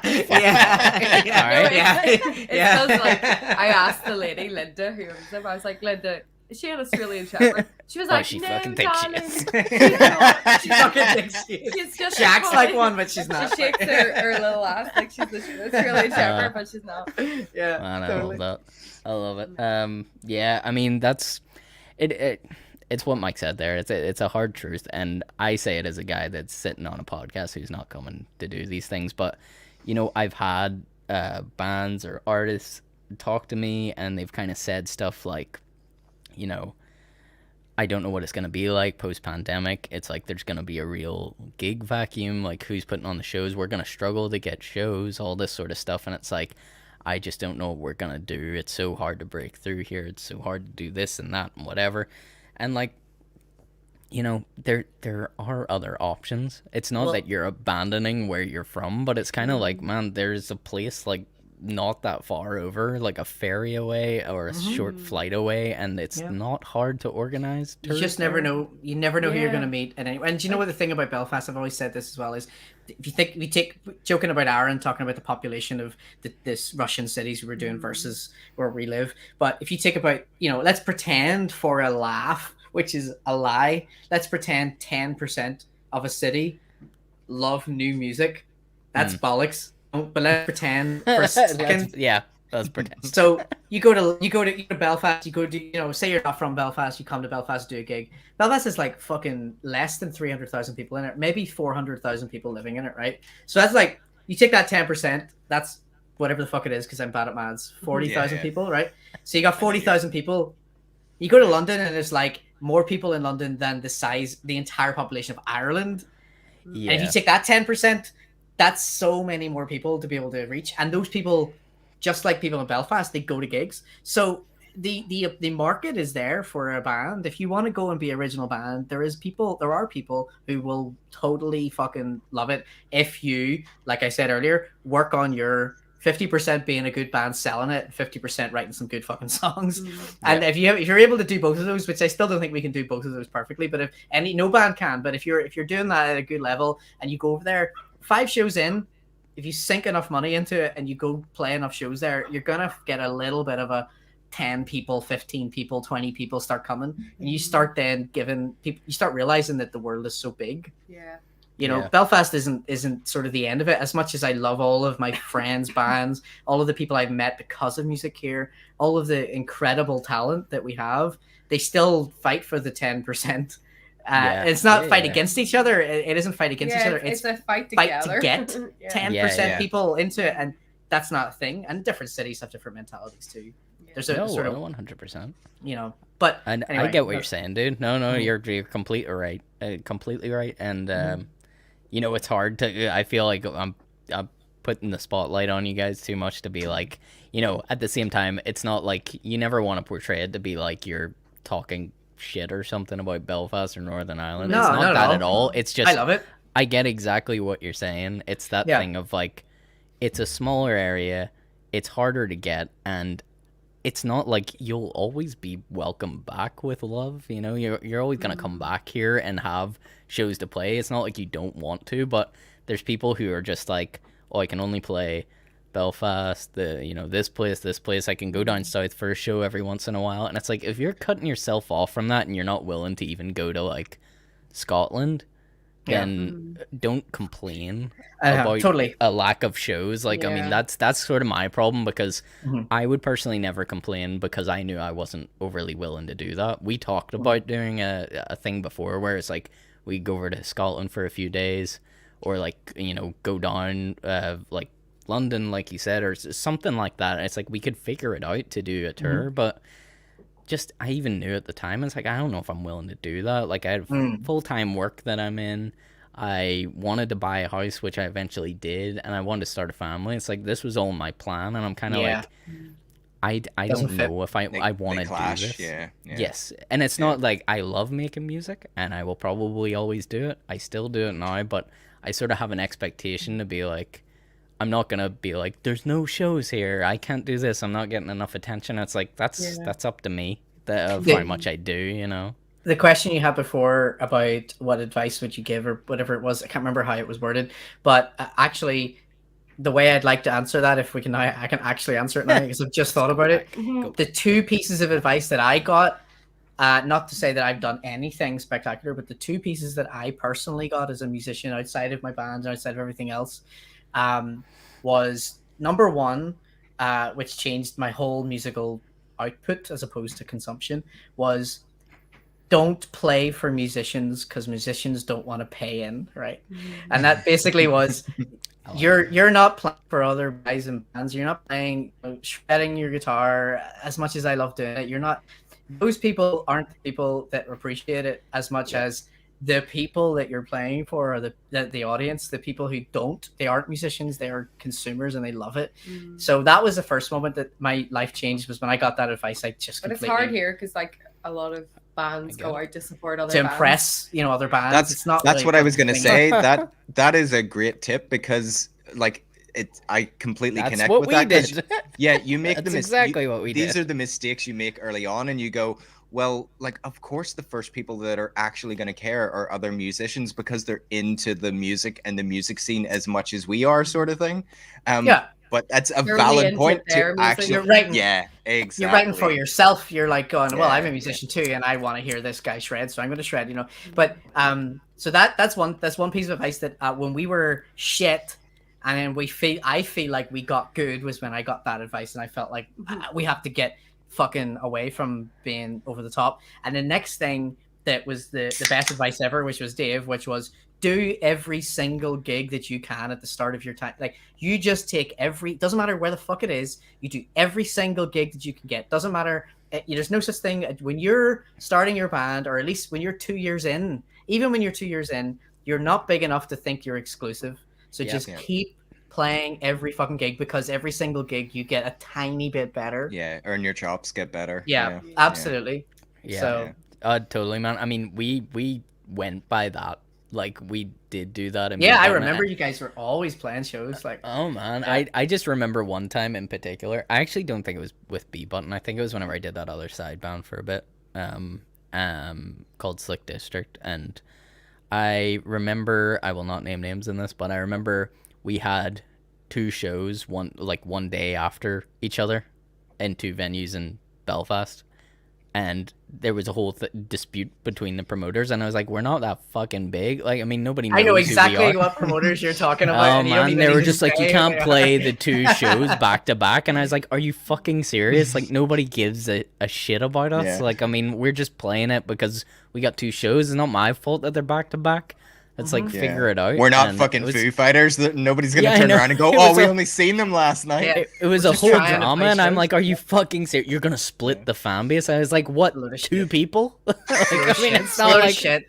It is a load of shit, and I'm just like, no, you can't be serious. And actually, we had been there. We have totally done that. We have had that bad time that you've had. That exact conversation. But it's been like, you know, when we're like supporting somebody, and we're like the second band on, and then we're the like third band on in the next one. It's not like, let's put it this way, when we did when we started to do shows for some other promoters, like, okay, we did one show one night, and I know this probably seems a bit like abstract. We did a show where we played Belfast and Dublin on the same night. That happened once, and we did, and it was I was real. Jesus. Yeah. Jesus. We were But- just like, thanks very much. We're gonna go get in the Fuck car you. here and drive to Dublin. I feel like you guys are like into like, you know, if there was a Guinness World Records of like Northern Irish music scene stuff, it's like you guys like to just go for all the awards. It's Like the masochism weirdest or shit, the sadistic weirdest shit you can do. Whenever like you'll put these Just go things to for it. me, and I'm like, that's a lot. That's a lot of like, and you're like, don't worry, you don't need to think about it. You just need to like walk off the stage and get in the car, and then we'll Yeah. go. And I'm like, okay, as long as I don't have to like stress about it, that's okay. Oh, Like, Melissa, I'm I need a Johnny in my life. I need a, Well, I you need know a what? Johnny in my I life need so one fucking too. bad. Fucking it You're like, wasn't don't, easy. don't stress. I'll stress for you. It's fine. It's fine. Don't worry. Just I tried to convince Mike to be my Johnny at one point in my life, and I was just like, "Can you just like here. Well, you need you somebody did. You like did. I mean, you need Johnny himself. Because I tried to de-stress you, man. Like I need oh. people that just take me He needs a from professional. show A to show B and talk me down before I go on stage, because despite there being like 3 people in the audience, I'm just like, fuck. It's too 3 much. people. I can't deal with it. Literally got into a fight with a sound man one time and stormed out like a fucking diva in a show where there was nobody there. I'm like, okay. Been there. What's Well, wrong that with last- what's wrong with me?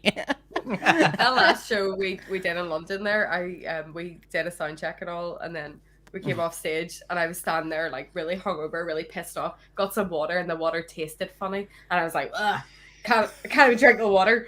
And I just watched the sound man go up and tap my mic and go 1 2 1 2 1 2 1 2 1 2 into my mic, and I was like, Her mic, by the way, My her microphone, own one, my not like one. the house one. that I brought so that I wouldn't have Yeah. to have anyone Get else's coronavirus, germs. you know. Like I've always, Yeah. I've done this for a long time since I got blood in my mouth off a microphone that had been bashed off somebody's head. Oh, So like ever since that happened, I was Oh. like, I have my own Yeah. microphone and I will not use any other microphone. I'm not being a diva. It's just the way it is. That's fair. Yeah. I just watched this guy tap and I tap, can't. and I was like, coronavirus. And just I didn't start anything. I didn't do anything. I just brought a little wipe up and I cleaned the mic and I cleaned The your alcohol mic as wipe. well. Yeah. Little wipe, yeah.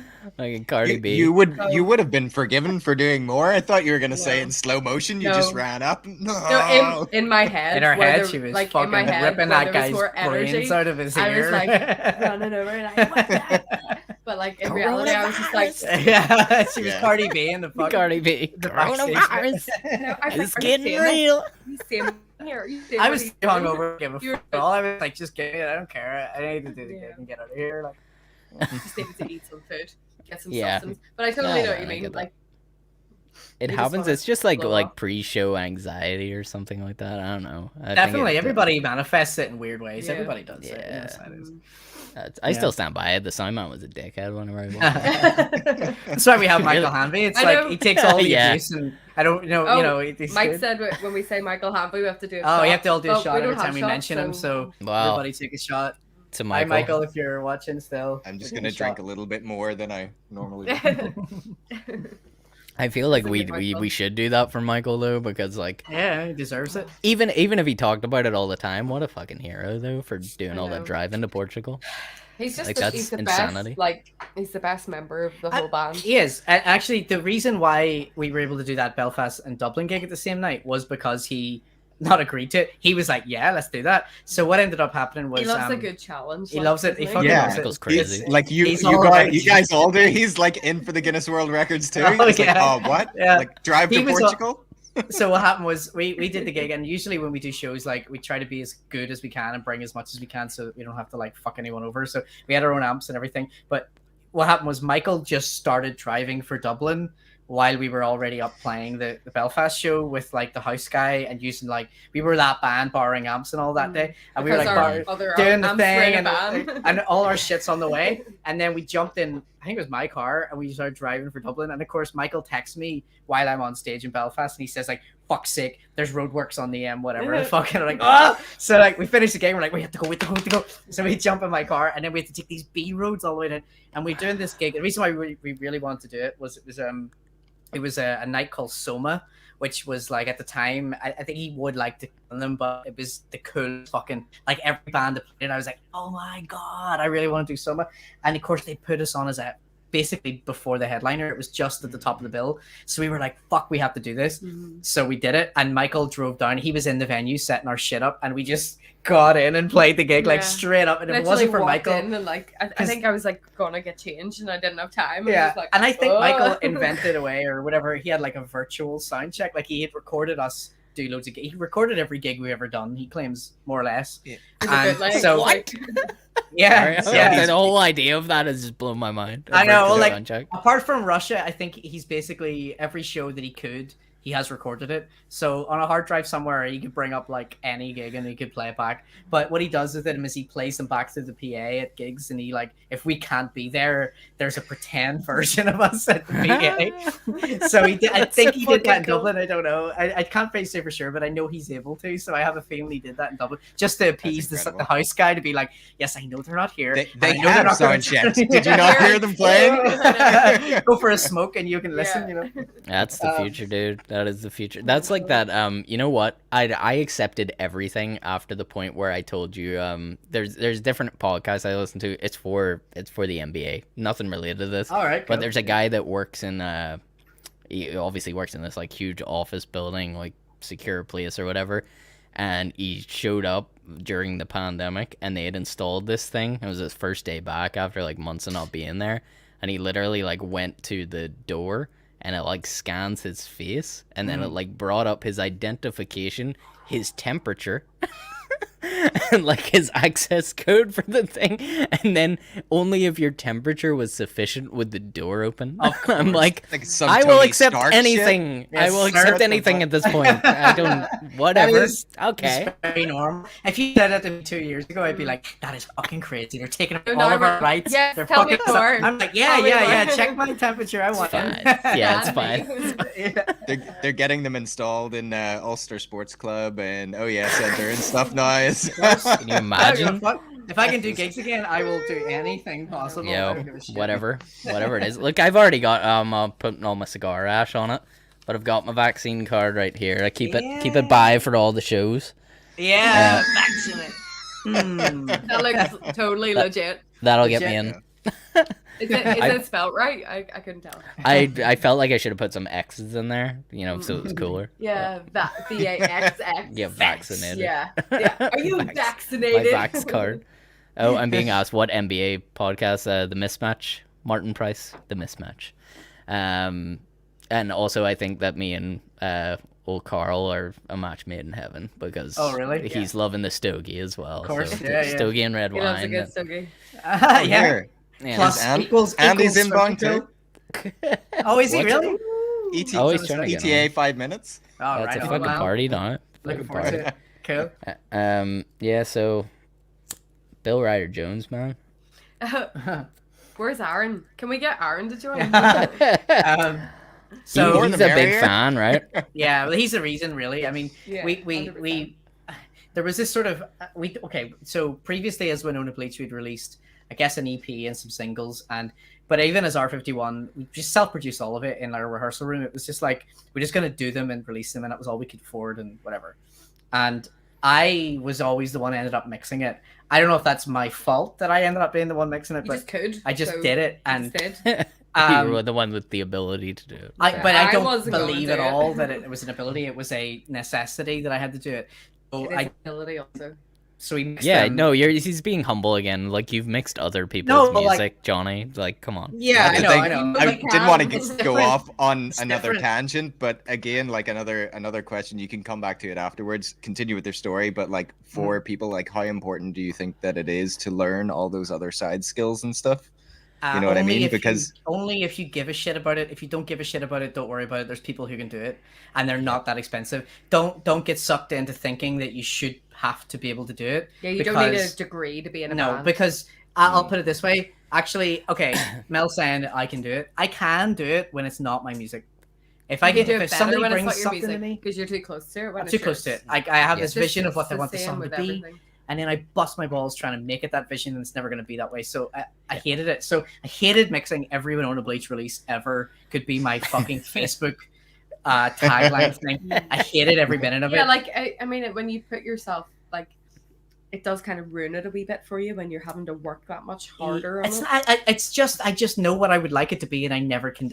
You don't have the ability to. Right, so you end up listening to your own thing until you're sick of it because you just can't Yeah. get to where you want it to by be. the time it comes out. Yeah. Sure. So Yeah. I guess so then so mixing usual. was one part of it, but also at the time we started talking about doing an album was sort of the belief that it wasn't necessarily the mixing, it was the arrangement, it was like the production, it was somebody to be able to sort of grab it and cut the fat from the songs and sort of tell me or tell everybody that you've got on too long on that bridge or you've done this and that.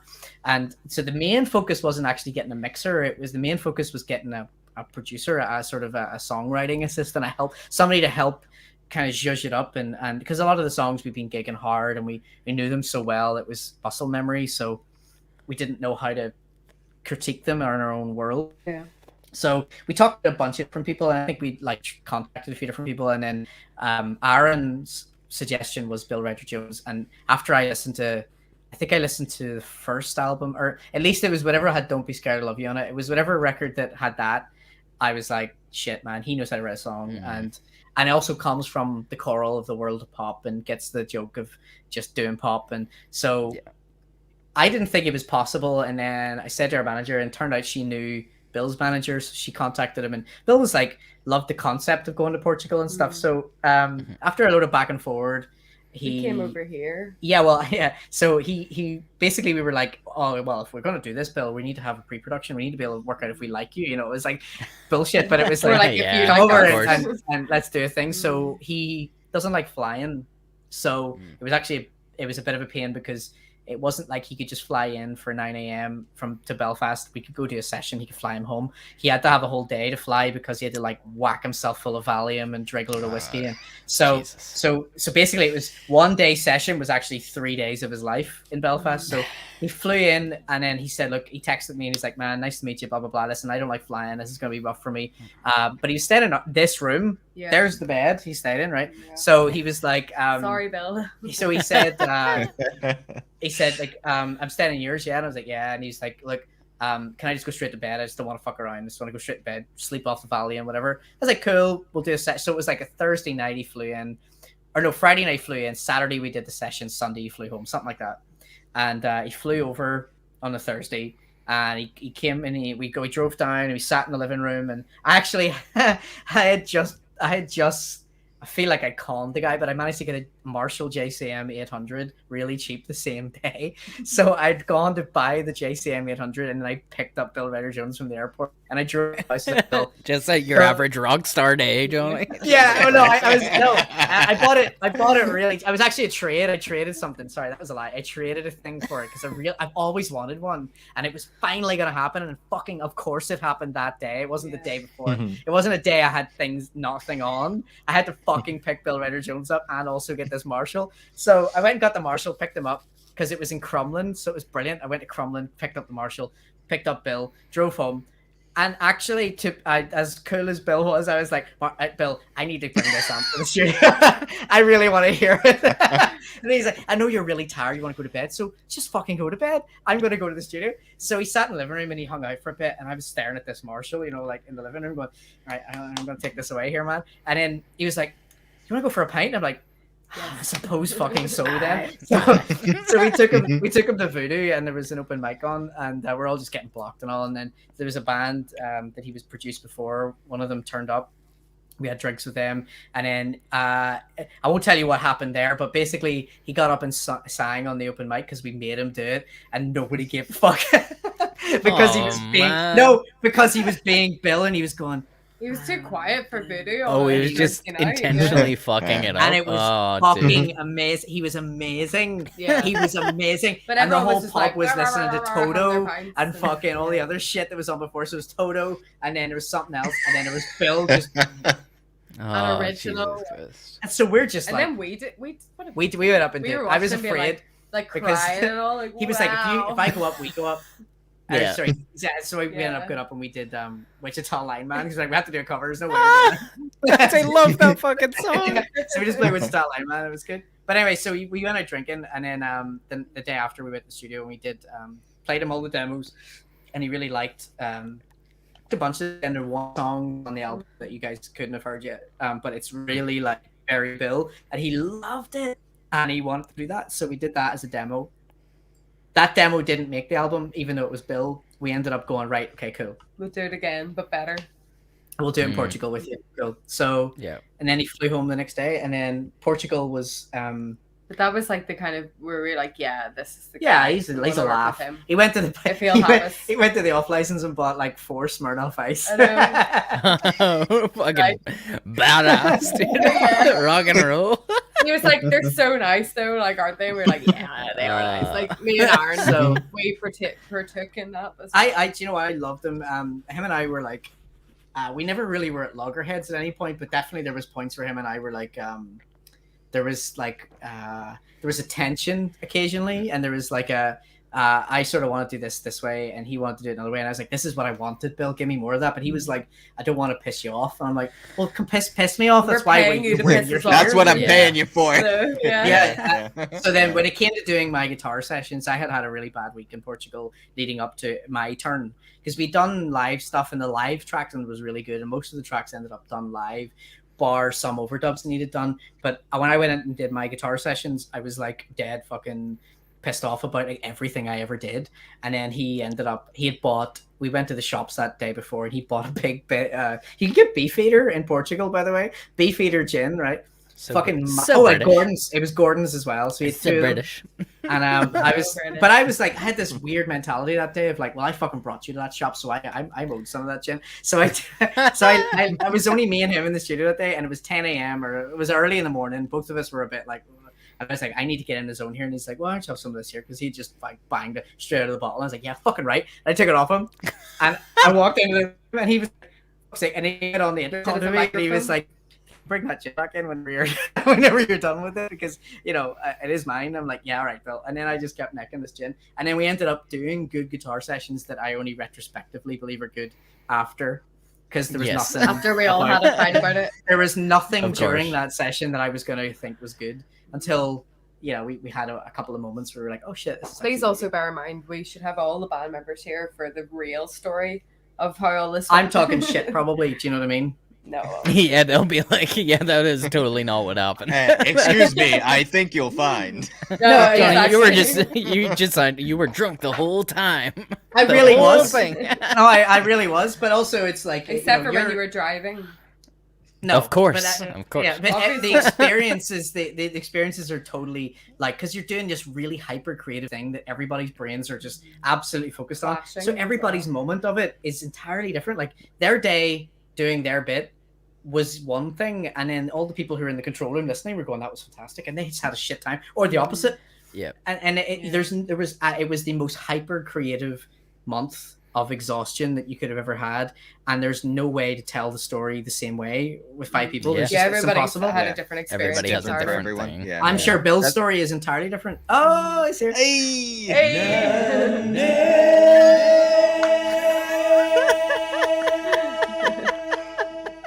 Welcome to the show, buddy. You made it. Nice one. And he's got his Portugal shirt on.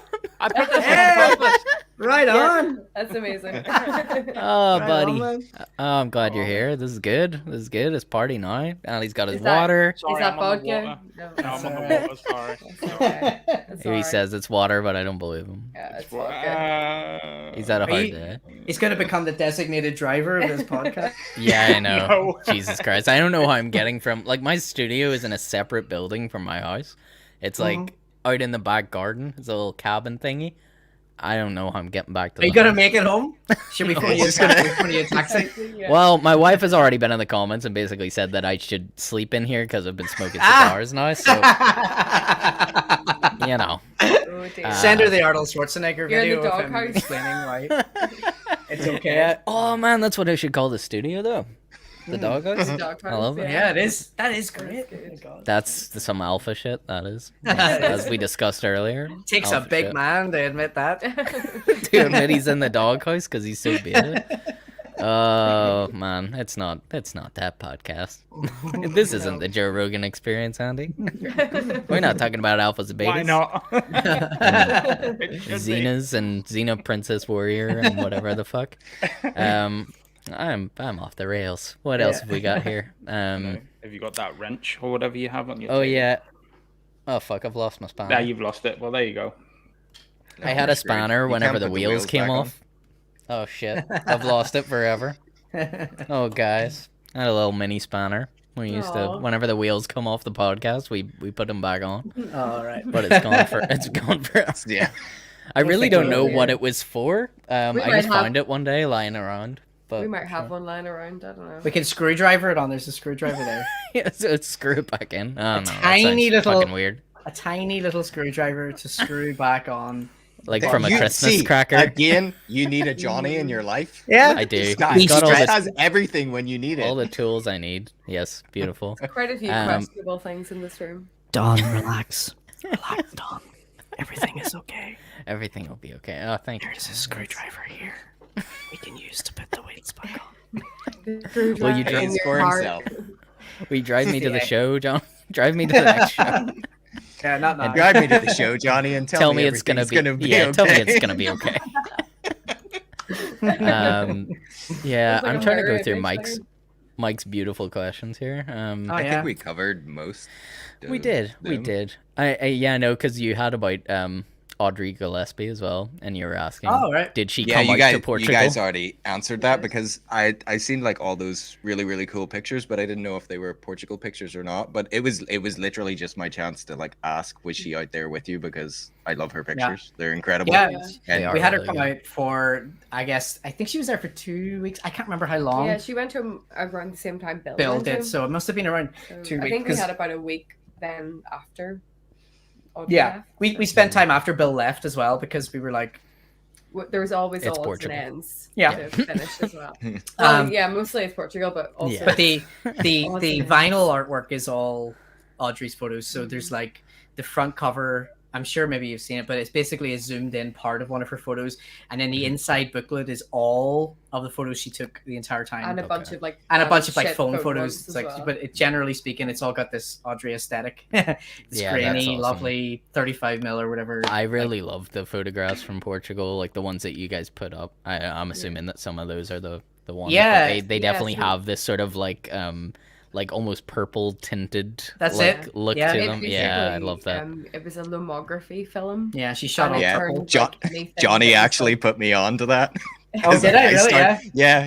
Yeah. We had like a chat over Facebook one time, and I was like, that was like extremely helpful. And I was like, oh, I love those pictures and stuff. And me and Jade, my partner, had just like started like getting our own 35 millimeter cameras, and we're just dabbling in it and stuff. And you told me all Right about on. the film.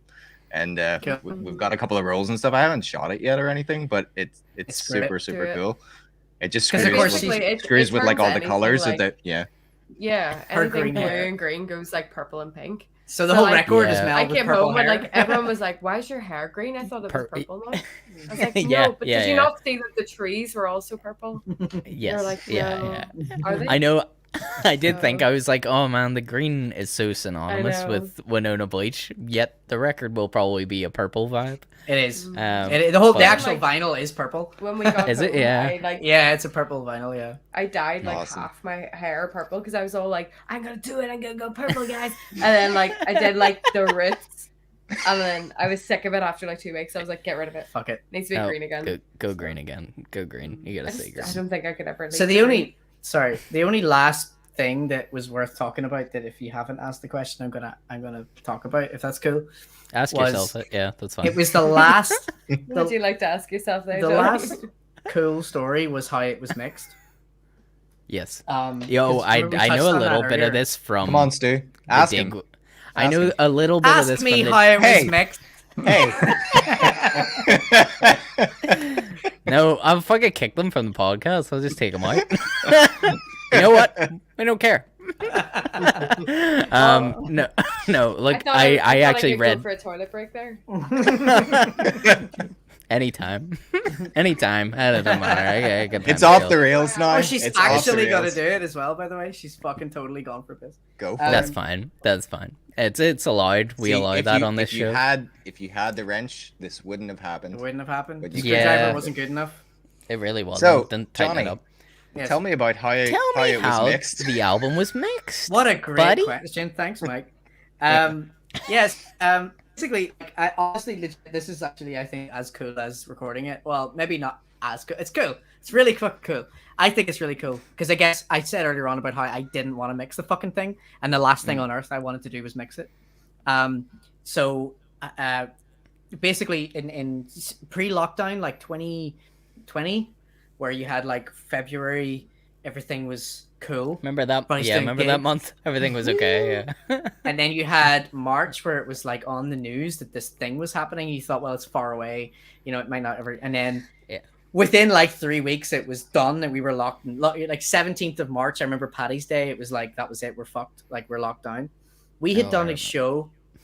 So I want to say, start of March, we did a gig, right? And we had a gig at the end of March, or at least the 15th of March. And we did the show on the first part of March, and our manager was like, listen, I am working at an event and I want to sneak you guys into it.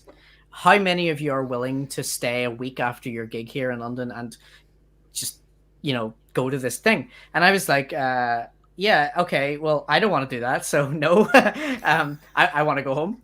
And the whole band wanted to go home. Everybody did. And then Mel and everybody was kind of like, look, well, if anybody's going to do it, Johnny should just stay and do it, right? She's back.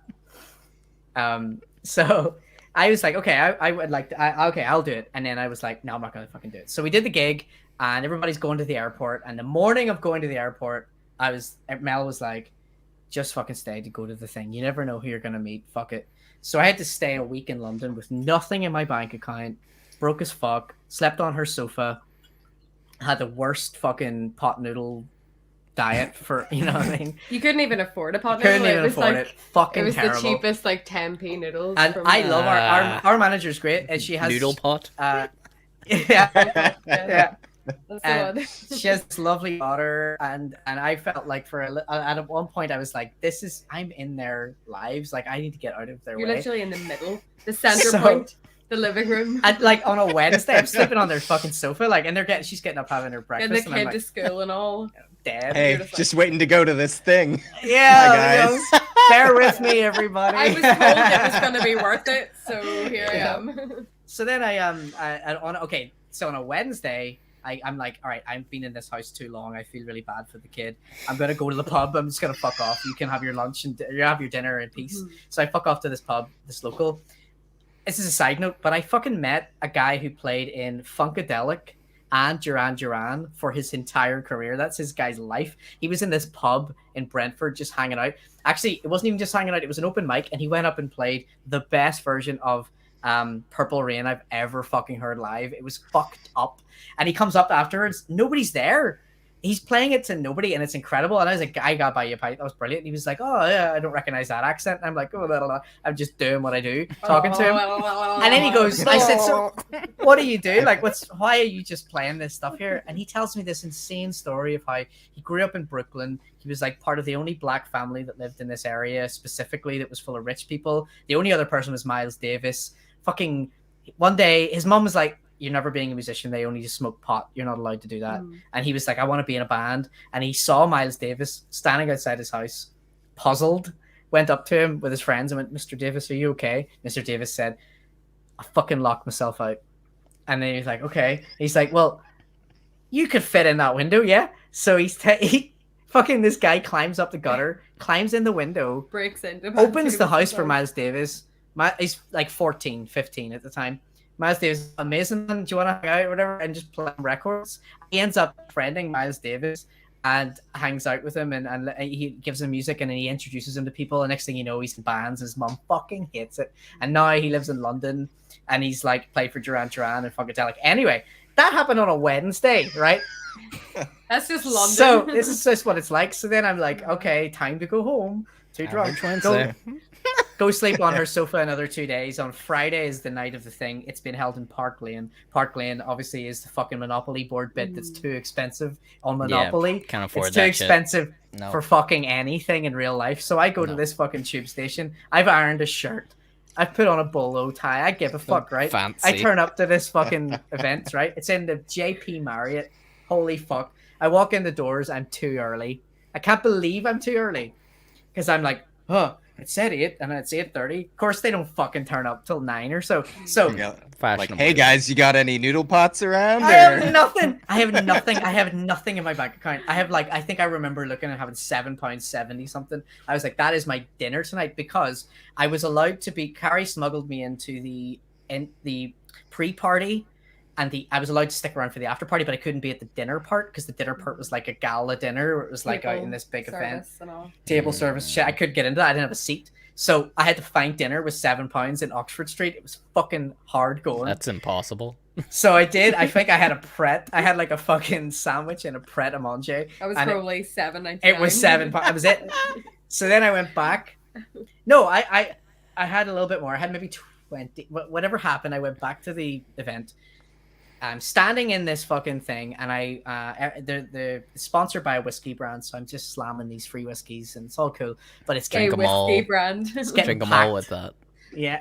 One of these. One like of this these. here and all, and it's fucking around with people. I'm like, okay, I am having a bad time, because I'm meeting people that are like my age, and I feel like I'm talking to them, but they're also like kind of there for a purpose too, and it's like that nobody's wanting to talk to anybody. They want to meet somebody who's going to change their lives or something. So I was like, I'm just here, and then at some point I'm like, fuck this, I'm just going to go say to Carrie, this is not working, I'm going to go home or something. So like, this crowd's fucked up, and I'm like, and I try to worm my way through this crowd, and then out of nowhere this woman appears, and she's like, I wouldn't recommend fucking going through there, it's too fucking mad, it's bad. And I was like, oh, okay, I'll try not to. And she's like, oh, you have a wee Northern Irish accent. I know that accent. I've done a couple of bands from there. And I was like, oh. So we ended up just hitting it off. She's Scottish. We're good pals. By maybe about 30 minutes goes by, and we're like proper, like, and I never at any point sort of ask her what she does. I just be her friend. Mm-hmm.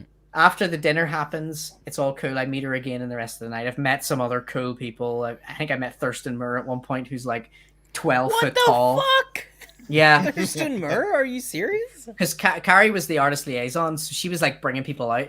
Now, Thurston Moore was cool and very tall, and he lives in London, so he's actually at this shit all the time. And it was like, oh, fucking right, nice one. But actually, my best, outside of Thurston Moore, the coolest person outside of Avril, who's the lady I met who ended up mixing our record, I met Debbie Googe from My Bloody Valentine, the bass player, because she was standing going, how dear is it at the bar, because she's Irish, and I was like, it's fucking absolutely fucking bad crack, I do not recommend it. And she was like, okay, well, do you know what, and she had a denim jacket on. She had like a denim, you know what, denim jackets have a really deep inside pockets. She pulls out a bottle of wine, right? Oh, she fuck. And her and her girlfriend were like, do you want some of this? And I had whiskey all night. I was like, I shan't, but I will. So I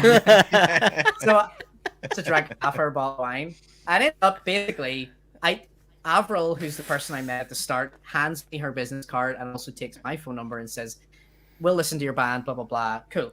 Next fucking morning, she's on the phone with her and her mix partner, Andy, and we're just on the phone, and they're on speakerphone, and they phone me, and they're like, all these wee songs you've done are really good. We could probably help you. And I went, absolutely no harm to you. We have nothing in our bank account. We cannot afford to pay you. There is nothing we can do. And they were like, well, we'll do it on a handshake. We'll just help you out for a bit because they're like, till you get a label, you know. And I'm like, yeah. Right. Yeah. Okay. Like, until like never gonna happen. But all right, fuck it. So then Andy's their business partner who they work with, and they mix together. I end up Googling Andy sort of immediately after the phone call's over, and I realized just how fucking mega these people are. So Andy basically has done like Jesus Christ. Okay, I know my punchline here. I'm gonna try and get to the punchline. So he's done like Manic Street Preachers, right down the very bottom of this whole thing, right? Manic Street Preachers. Just you wait. He's done like Bjork. He's done whatever. He's mixed Queen, right? And then at some point we're talking actually in a phone call, and I was talking about stuff he's done, and this didn't come up in Google. I said, so blah blah blah, and he ends up he's mixed When Two Become One by the Spice Girls. The fucking best Spice Girls track there is. I challenge you to go listen to it and not go, what you know the what I fuck, mean? Kanye? Yeah. What the fuck, Kanye? What the fuck? Ended up they mixed 4 tracks on the album, and then I had to mix the rest of it. You have 4 tracks mixed by to become one. Yeah. That's not a way to say that in English, but that's how I'm gonna describe it. I think about it. That's how I verbalize it in my own head. I had 4 tracks mixed by 2 become 1. So Drag, That's the how track I'd that we say put out, that was done by Andy and Avril. Avril is a vocal production person. She specializes in doing she does like X Factor people and all. It's fucked up, and they're just our friends now. They're so fucking cool. They're like the coolest people. You're so connected. You're so connected. No, man, it's not even. It was actually just being a wee rat in a place with no money, and just being blocked. And you know what? Like, I keep thinking this probably wouldn't have happened if I had have also stayed, because I would have been like, I don't want to go. I'm hungry. I don't want to be here. I don't know anyone. So like, the fact that he went on his own is good, and I'm like, even though I was a wee bit jealous. I'm happy. It paid off in the end. Yeah. Look, don't worry, Melissa. That would have been you guys me. Never that would have been me me at any Mm. event would have been that. Is like, no, I'm going home. I hate this place. I hate everyone I'd here. be like, there's too many people. I did too. I'll be honest. I was checking out when I bumped into Avril. I swear to fuck. I absolutely was. I am not saying I'm some kind of saint who's able to deal with people, because I'm so not. It was just an absolute fluke, and they're the coolest people. We have a group chat. Everything happens for a reason. So inspirational. I don't know. Oh, I tried to hit my sitcom love. There it is. Sitcom love. Yeah, I So know. anyway. I love that though. That's fucking. I had that's to tell that beautiful. story. I feel like it's an important part of it. It's very important. I'm actually glad you gave me more context, because like I read about this in Dig With It, the magazine, and whenever, because it's kind of glossed over very quickly, and I'm like, what? Like it sort of read like I read it really fast, and I was like, sorry, what? Johnny was at a party, and he ended up having like really successful producers mix 4 songs in the album for free. What did he do? What? How? Yeah. What? I think I'm gonna need tips. I think it wasn't like a free thing. It was like once we got signed, they was clear to them. I don't know. It was like this thing, and I believed in them by believing in me. It was like this. Oh shit! You think that you can make a long-term investment in this thing? Because I've never made a long-term investment in fucking anything. Like, you know? Yeah, they could see something which you're kind of like, I don't know, but like they were just like, yeah, this is gonna work. It's fine. We're 100% in. You're like, will it? What? Yeah. Really? Johnny's like, all I had to do was make a brief blood oath, a quick ritual in the back alley beside firstborn child. Party. Yeah, promise the firstborn child. I'm like doing a Jim Carrey, like part of the Illuminati now, you know. Oh Jesus Christ, man! Fucking, I am so glad you gave us more of that story, because I probably would have forgot to ask it, and I remember reading it in that article and being like, yeah, I'm so baffled by what just happened in a short like segment of sentences where I'm just like, I don't even understand what happened there. That was like they're two. Honestly, the coolest thing I think for me is that they're 2 very close friends now. They're like real people that I love. Like I talk to them every day. Nearly, they're just real, honest, great people that love what they do. And they saw something in me, but also in the band, and they saw something in all of this, and it was like, well, holy shit! If you're gonna see something in it, I respect that big time. But they are real give a fuck people, and I love them.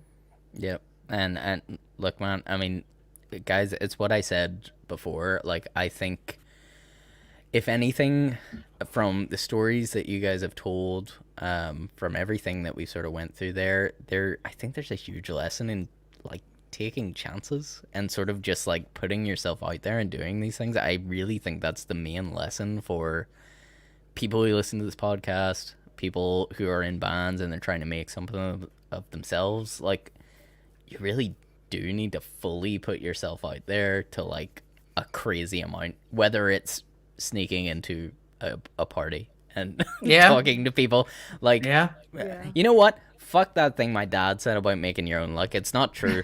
Like, there's a lot of luck out there. I know what he means. He's basically saying, find it.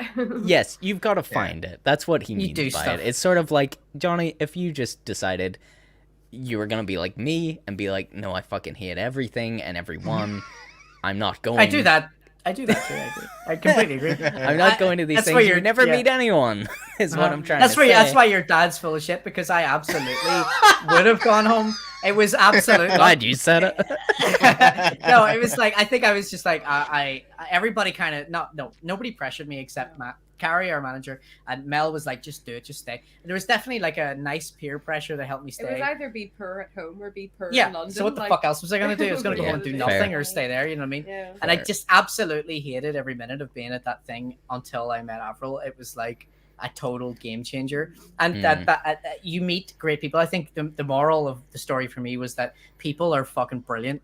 And you just have to give people a chance and just go do things. Do stuff. Yeah. Do stuff. Yeah. Because what else are you going to fucking do? You're going to sit Yeah, at home and exactly. be annoyed that you didn't do the thing, you know? It is that thing. It's like I was You're like, I was "Yes, I joking about it. am."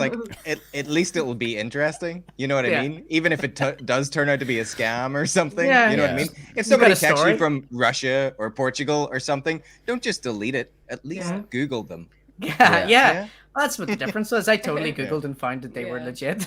It was Yeah, like- you there was find- no didn't actual you, like, taking risks at all. We It actually was like, did find a band from Ireland that had come. that's and right, we did. They had done like a wee synopsis video of their tour.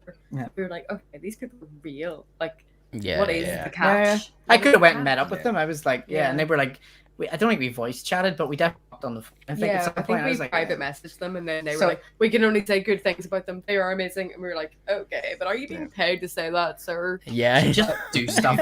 They weren't. Just yeah, love doing that's No. totally me. Don't worry. Look, there's this comedian. There's this Canadian comedian. I forget what his name is now, but he had this whole thing about how like you can like Google reviews is just ridiculous because you can review like anything in the world.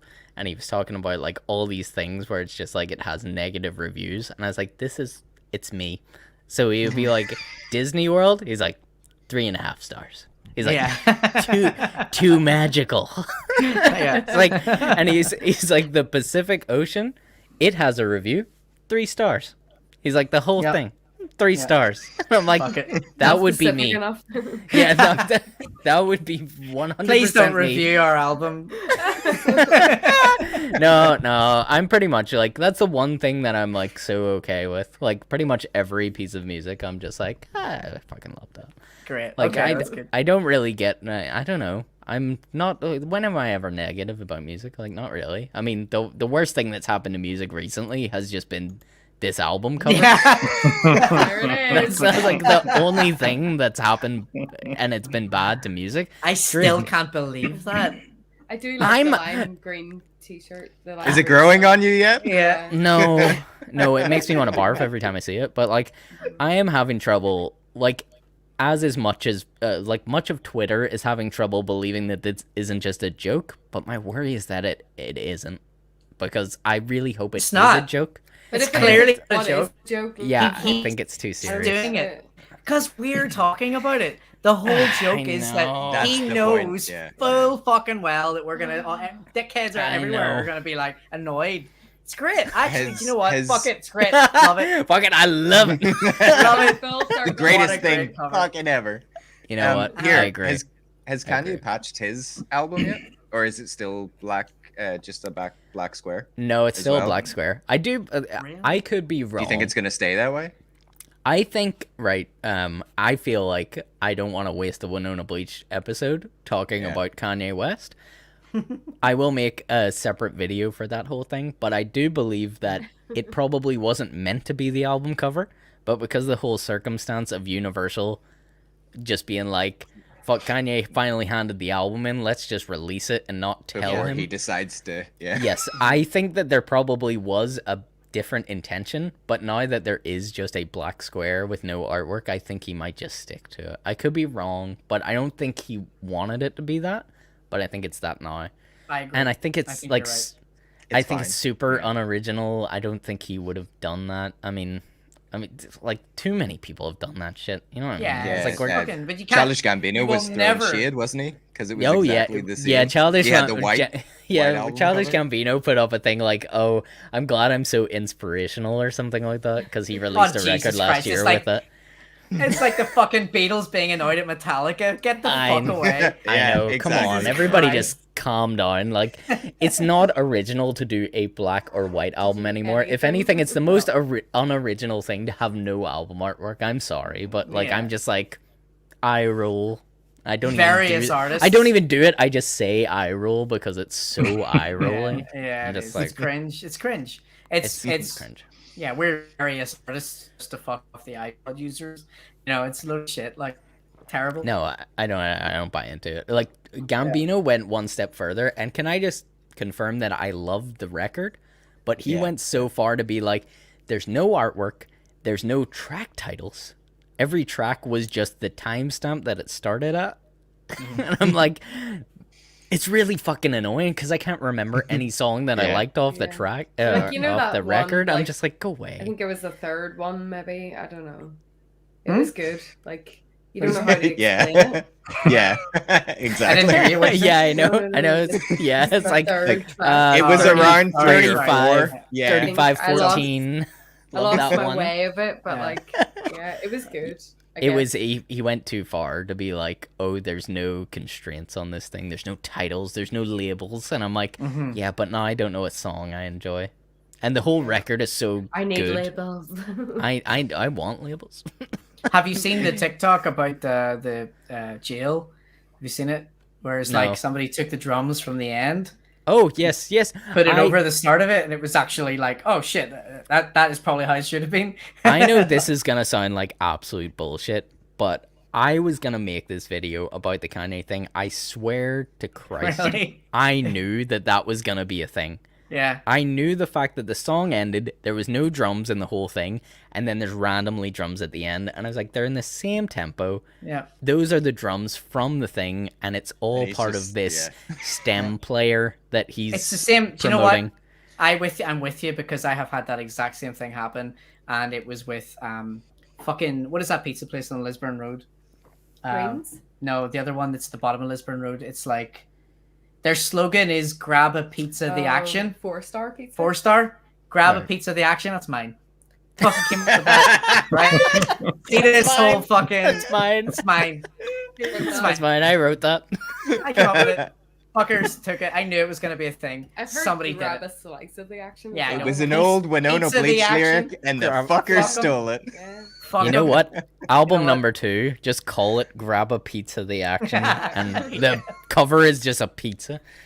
I've said this for A 10 green one? I don't know. Yeah, 10 years. I've said it for 10 years. Am I right? I fucking absolutely remember being like 13. Honey, yes, 13 you are going, right. grab a pizza. course. Oh, I'm such a fucking genius. And then fucking along with it. going up the list. I have never Fuckers. related to you more right now, Johnny. This is me with most things where I'm just like, I came up with that first. Called Yeah. it. Called And nobody Bastards. believes me. Bastards. That was mine. I should be I've getting some never- sort of royalties for this. I resent them, so I'll never actually have a 4-star or whatever it is. You'll Fuck never 'em. have your own 4-star pizza. No.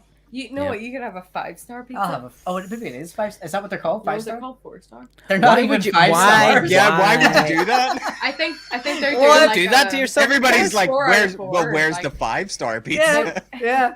They're That's giving what I'm gonna themselves 4 out do. of 4. Have a Yes, 5-star you next open door that. with exactly the same Yeah. slogan because it's mine. Yeah, clearly, if you open that next door to 4-star pizza, You're and you gonna open go to my one. 5-star pizza right next door. People are like, oh, It's a well, marketing definitely trick. better, so It won't be any 100%. better, but it's all psychological, you know. Yeah. it'll be shit. I love it. I They love taste it. very Star similar, pizza. but this one is 5-star. Yeah, I've heard 5-star. better reviews about this one. Right, I think we're gonna have to do this shout out segment, or else we'll just talk forever. Yeah, there's a stinger for this, and I always struggle to find it on the soundboard, but here it is. Nope, there it is.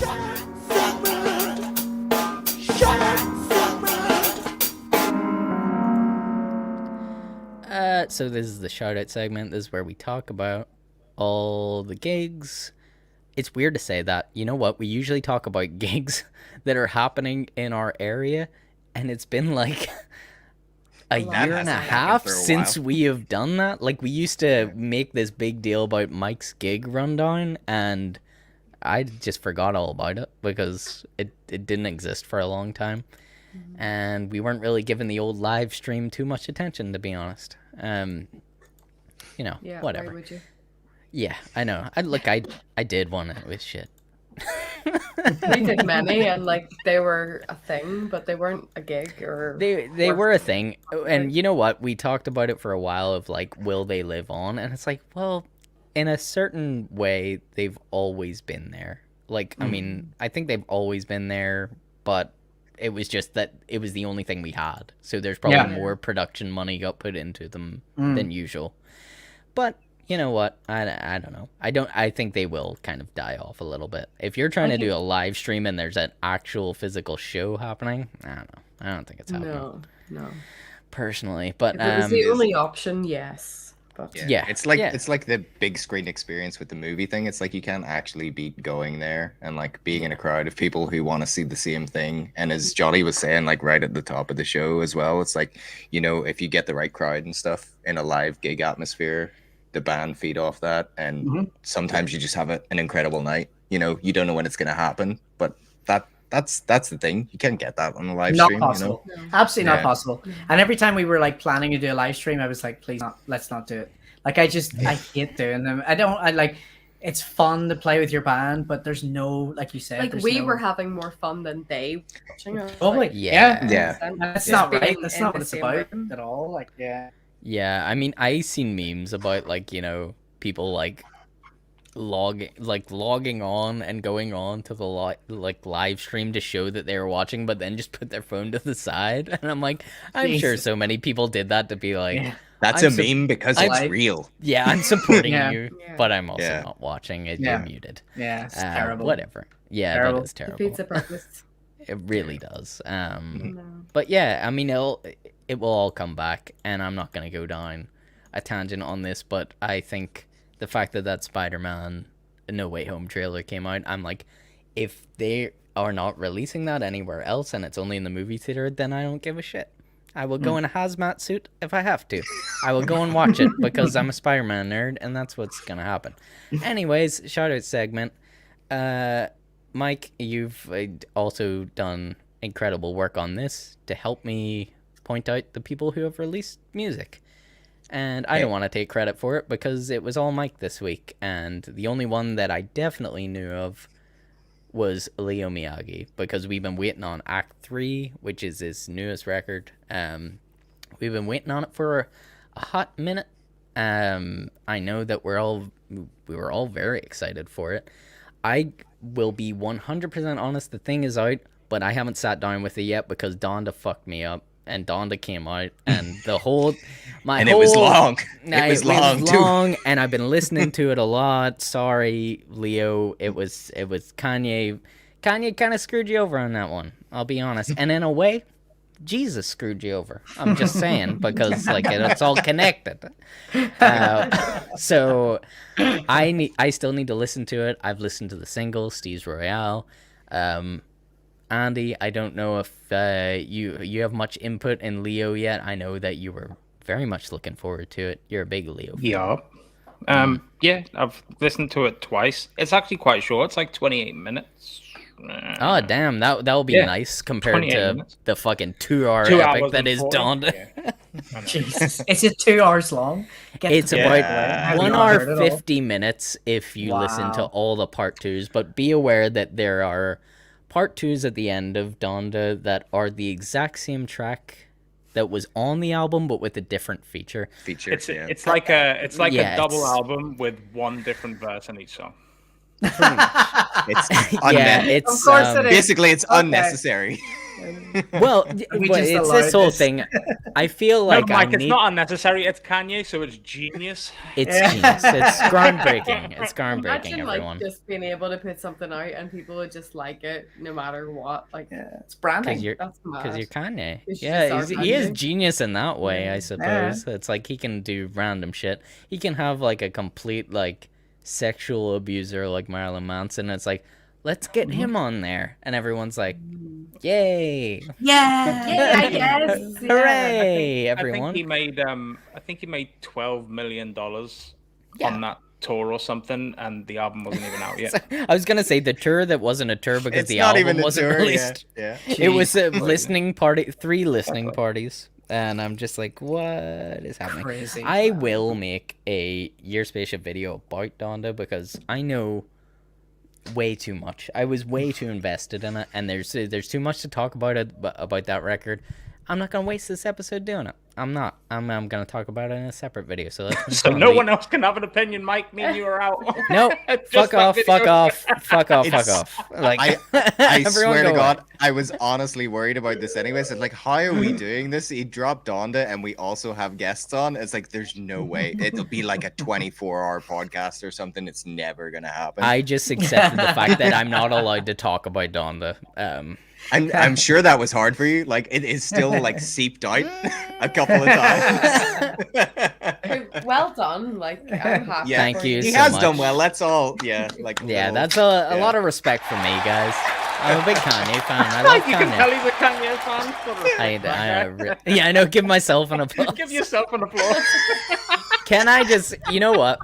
I need to just take a minute though to appreciate that there is a line on this album that starts a song that is probably one of my favorite intro lines to any song ever in the history of the world, and it's like, if I hit you with a WYD, you better not hit me back with an HEY. It better be like hi with a bunch of eyes, or hey with a bunch of Ys. I hate it. I hate it. I'm going for a piss. I know what you're talking about. I'm fucking going for it. That is my favorite thing ever. Yeah. And it's so badly recorded. Like, that's the funny part, is like that song over every other song. Like, there's a lot of shitty mixing on that thing, but that song in particular, whenever that came on, I was like, yeah. Yes. I love that you just have an emoji by your side. He was using it up against his back, like to, keep him supported. Of course. Crying lappy face. Yeah. Love it. Whenever I heard that for the first, I actually heard that on one of the live streams, and I was crying laughy face emoji. It's just like, how do you start a song with that? Like yeah, that was me. Yes, one of those. Yes, Kanye. Well done. Well done. Genius at its best. Anyway, shout out segment where we're meant to talk about actual things that came out. Leo Miyagi Act 3, the new record came out. Steve's Royale's the single. There's a music video out for it as well. It is our track of the day. Steve's Royale is our track of the day. I feel like, as with Kanye as well, it's like, I feel like it deserves like its own podcast episode. We'll get into it. We'll talk about it more. And actually, I think maybe Leo is gonna come on a future episode to talk about the album as well. We did discuss it, and I think you probably noticed on this channel that we started doing maybe like a little bit of breakdowns of things like that. And we're gonna do those separate videos, especially we're taking a break for a couple of weeks here. Just a personal thing for me, like I'm starting a new job. It's all gonna be very complicated. So I think for the next couple of weeks, it makes more sense to not do the podcast and just kind of, let me find my feet in that job, and then I'll get back to it and we'll get in a routine. But yeah, I think maybe a video breaking down Leo Miyagi's new record is definitely a thing that I would love to do. As well as a Donda breakdown, and then Certified Lover Boy. Who knows? Let's get that shit back up in here, because I love looking at that every once in a while. Welcome back. Welcome back. Worst album cover in the world. Yeah. So Leo Miyagi Act 3 out now. Go and check it out. I sounded like a commercial. Sorry. What else we got, Mike? We had it was literally sent in like I think a day before the show, but Color Arcadia put out a single called Spring Teething. So I got one listen through just before we started the show, but like the guitars and stuff in that are incredible. They have artwork that really reminds me of what do you call the Korn video? That's like it's It's got the cartoon animation. Andy was like a, his eyes lit up. Andy was like a dog where you say Trito. What happened there? The follow the leader video. Yeah. So like the artwork of the single like just reminds me of that completely. But the song is incredible. I just made me want to listen to more. I haven't actually heard of these guys before, so I think they maybe had 3 singles out whenever I went onto the Spotify. But again, we'll talk about it in future podcasts because I didn't really get it. I honestly haven't heard the song, so I need to go and check it out. Like a lot it's of on people it's on message in, Spotify, so I'll go and check we it out, will be talking about it more. And then the last thing that I had for shoutouts and single releases, there's a band called Chastity. It's the project of the lead singer. His name is Brandon Williams, and he's from Whitby in Ontario. And I'm pretty sure a lot of people listening to this podcast might not have heard of him before, but like he's legit like blowing up. I think he's about 20,000 followers or something on Spotify. I think he's been going since about 2019, and like he's touched on a couple of different genres: post-punk, shoegaze, indie pop. He has this new single out called "Dying to Live," and it's like this huge sounding anthem for like all the lyrics like really resonate, like, you know, it's for dejected people, but somehow it manages to sound like really joyful and uplifting in the chorus. It just sounds really, really big, and I would really recommend like people going and checking it out. And like the weird thing as well is to have like Wynona Bleach on the show and stuff. It's like, I don't know if the music gods out there are listening. I don't know how it would ever happen, but I swear to God, it would be an amazing lineup if those guys ever played together. I just feel like it fits so well. But the video is really cool for it and stuff too. I just wanted to say about that. And then as for gigs, I think it's maybe starting. I'm sorry, is this a classic Mike gig rundown? It is a gig rundown. Oh, you don't have the sound bite. I don't have the thing. No, you know what? Right. We got into it too much for a while, and then gigs didn't happen, so I didn't really have the stinger anymore. Yeah. But I used to big it up so much to be like, it's Mike's gig. He's gonna do it live. Rundown. That was actually better. I hope you're recording that. Yeah. I just always wanted to had like do, harmonies and stuff from Melissa there. That was incredible. I wanted to do like the wrestler guy, and he's just like, no, we're gonna 270 pounds. Remember the guy? Buffer. Michael Buff. I was near to get to call him Jimmy Buffer. Jimmy Buffett. Here, you know what? That actually reminded me. The T is silent. I swear to. I swear to God. That got me. Got me good.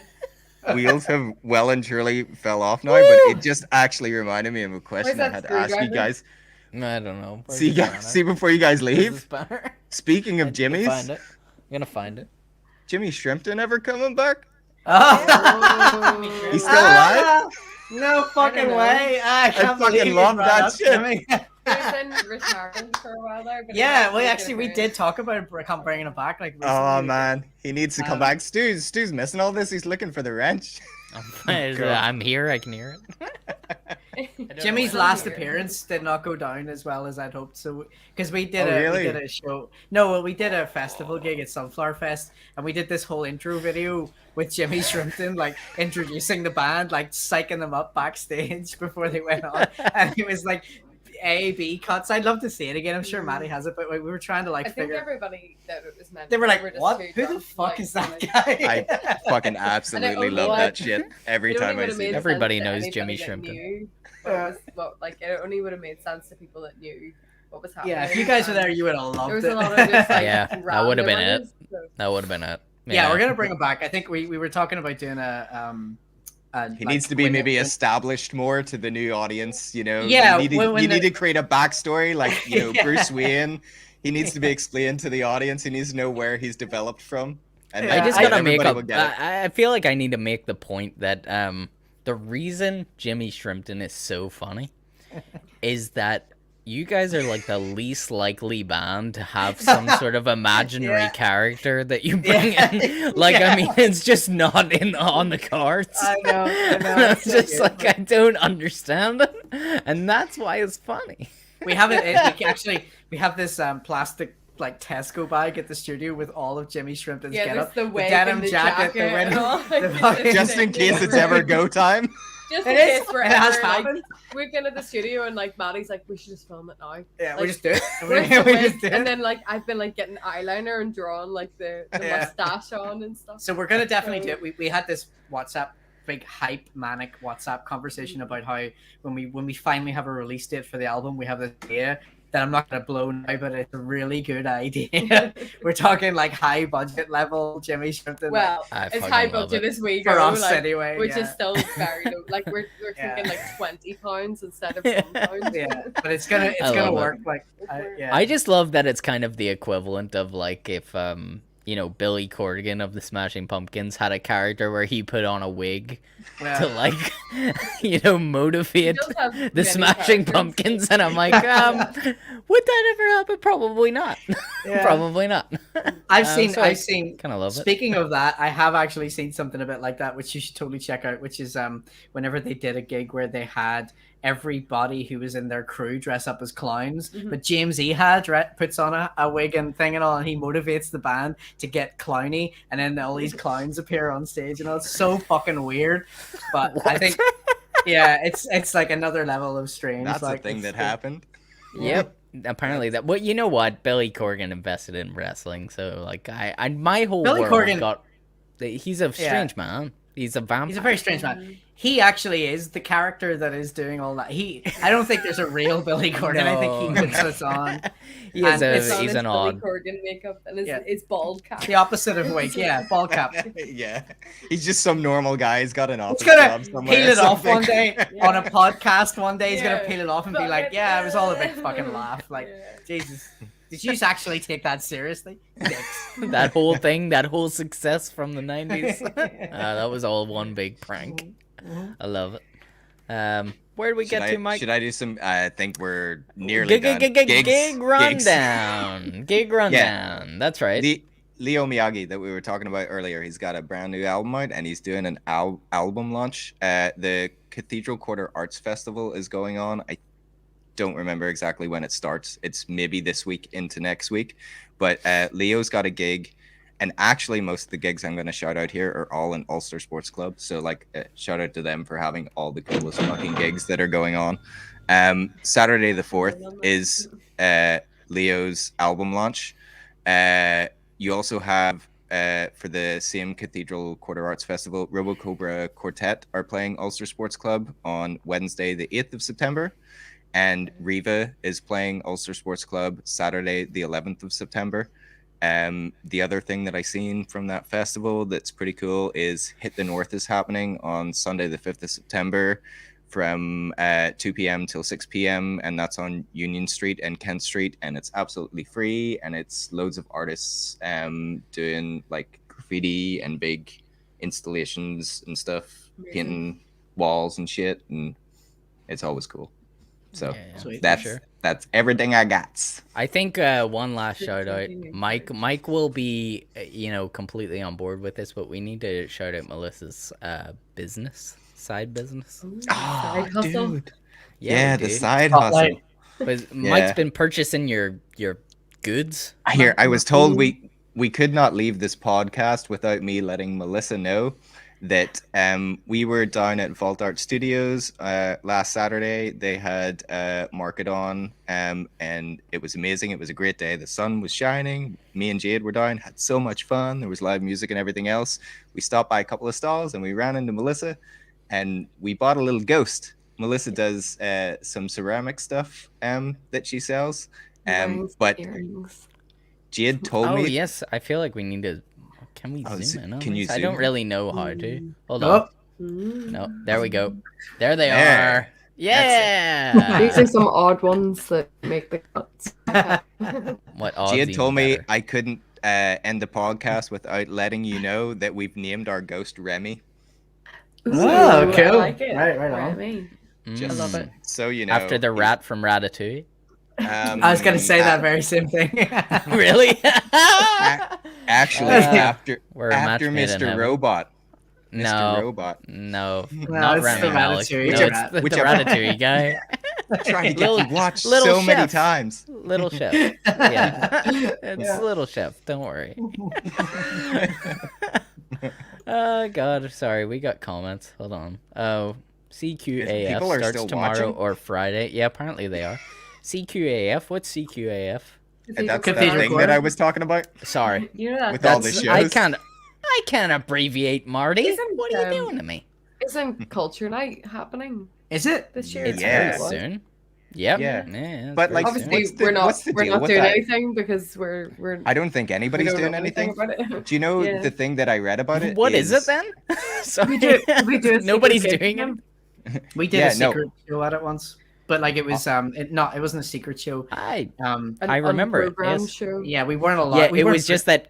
Yeah, Culture Night was was just happening, like- and your guys like, we'll play an event. How can we cash in on this? Yeah. No, it was like we were actually. I was actually a bit like, why the fuck haven't we been booked to do Cathedral? Yeah, Like, what the I what think the we've fuck? maybe done that once before ourselves at some time or Yeah. another too. It's just like, yeah, I'm just getting in on this shit. No, 'Cause when you nobody said came. Kent- I You said remember. Kent Street. You were like, oh, Kent Street or something about Kent Street being like part of graffiti. Yeah. That was what it was. It was Kent Street, but it's actually Kent Street's bollocks. Kent Street is like an the alley. tiniest little fucking street. It's where you go for And a then piss. If it was a you- piss- if it was you- full of if piss. you're caught short. And then Piss Street, yeah. we set up, Piss and Street. Michael Piss was Street. behind us in his van doing sound, and we put a generator in and all. And then people come Yeah. past thinking it was part of the event. Yeah, we were in the official Culture Night video, even though Yeah. we weren't part of Culture. We're the Really? fucking Yeah, thumbnail. I fully Thumbnail. remember this happening. Yeah, Fuckers didn't That's how book you us. do That's it. their fault. yeah.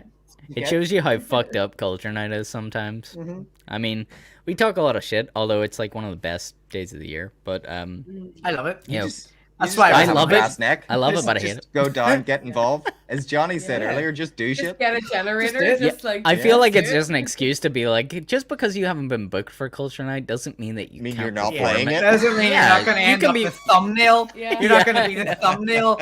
Fucking bastards probably getting applications filled out and all, I know. and sending that link, and we're the thumbnail. I'm like, Yeah. fucking book us. Bullshit, man. Money Bullshit. back. And We had to pay for that generator.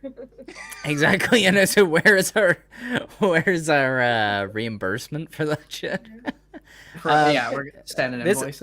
Yeah. This is my whole point, though. This is why you guys are doing amazing things. Like you guys just go out brass there and neck. you just do your shit. Like Yeah. that, you do your thing, and that's what makes it happen. And I respect that to the Thank you. utmost end.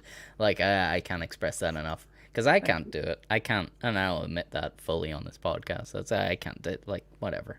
I'll make music and then I'll like throw it out there and I'll be like, whoever listens to it listens. But you know, I know that I can't go out there and do the stuff that you guys do. You take a lot of chances.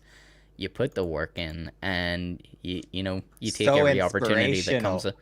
You are so inspirational, guys. So inspirational. Appreciate it. I don't think we are, but thank you very much. for No, saying you that. actually are. You actually are. You are. I hate it because whenever I'm gonna make you guys the big screen on Ah! video one here, Oh, just so no. I can, just so I can blow some smoke. But yeah, no, I mean, look, we have people on this podcast, but I was really excited to have you guys on. Like, for real. We're so excited to be here. I swear to fuck. no, Like, man, so look, excited. we've all had too much to drink. It's fine. I love haven't you had guys. I a love fucking you Told guys. before, you need to Going stop, out after man. this, I'll have you know. No, look, like for real, guys. I'm not just saying it because you guys are on the show. We've been talking about the album. We're really excited for it. It's called Moonsoake. We don't know when it'll be out. Hopefully very soon. Hopefully in October. we. I Neither don't do know. we. I feel like October is synonymous with Wynona Bleach. I don't know why you guys are very Halloweeny.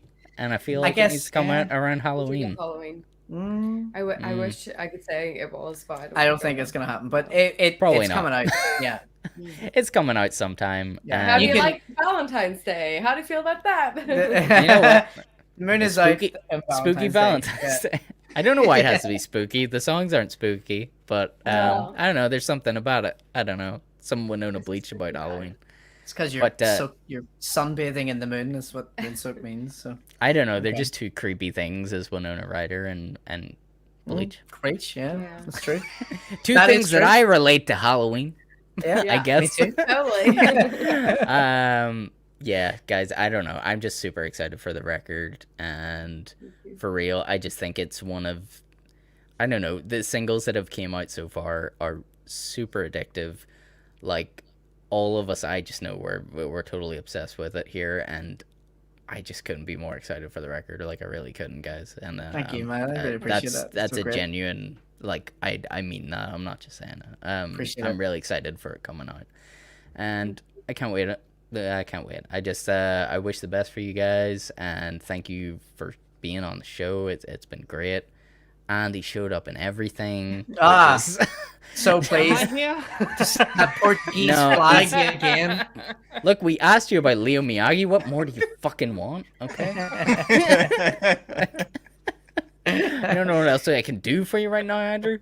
You got your intro, your glorious intro where you showed up on the video podcast and you had like me scream your name from the mountaintops. We need to get him like a chewing gum sponsor of some sort. If anybody knows like a small business that's making new chewing gum, it literally. My breath is fresh as a winter's breeze. It's so fresh, man. Oh, there was a chewing gum that I remember coming out when I was in first year in school, and it was like dark green packaging, and it was like called Mountain Fresh. It was Wrigley's, and it was amazing. And it was there for like a year, and they took it away. And I had like 8 packets of it, and like relaunch. I was like selling it in school and all. Relaunch, but under the brand Nandes. I support it. I fully support it. Yeah, I think we'll wrap it up here, guys. 2 hours, 40 minutes. It's not going to get better than this. That's a long podcast. I don't think it's the longest. I think we did a 3-hour one once.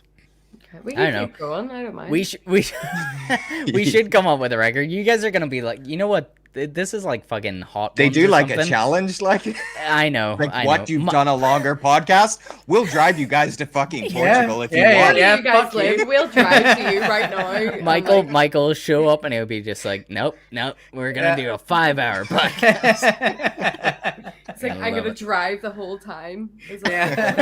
Driving during the podcast. Well, that's just put dangerous. a satellite dish on the roof of the van. That gives me every we do a reason podcast in the back of a van or something. No. We do it like No, because I feel like Michael will crash the van, and that's the reason that I need to end it. But you can smoke all of the smoky one. Nobody's gonna give a shit.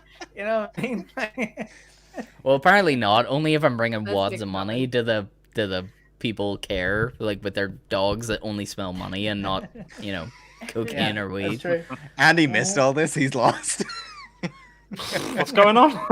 We talked about we discussed a lot about smuggling drugs earlier in the show. Okay. But you absolutely did not do any of. No, those guys didn't do it. No. Could have. They could have all apparently the drugs because are legal in Portugal, so. I know that's what I'm saying. They don't need our drugs. They've got all the drugs they need. Yeah, they made it all legal, and if anything, there's no like real issue with it at all. Like crime's down, everything's down. Mm-hmm.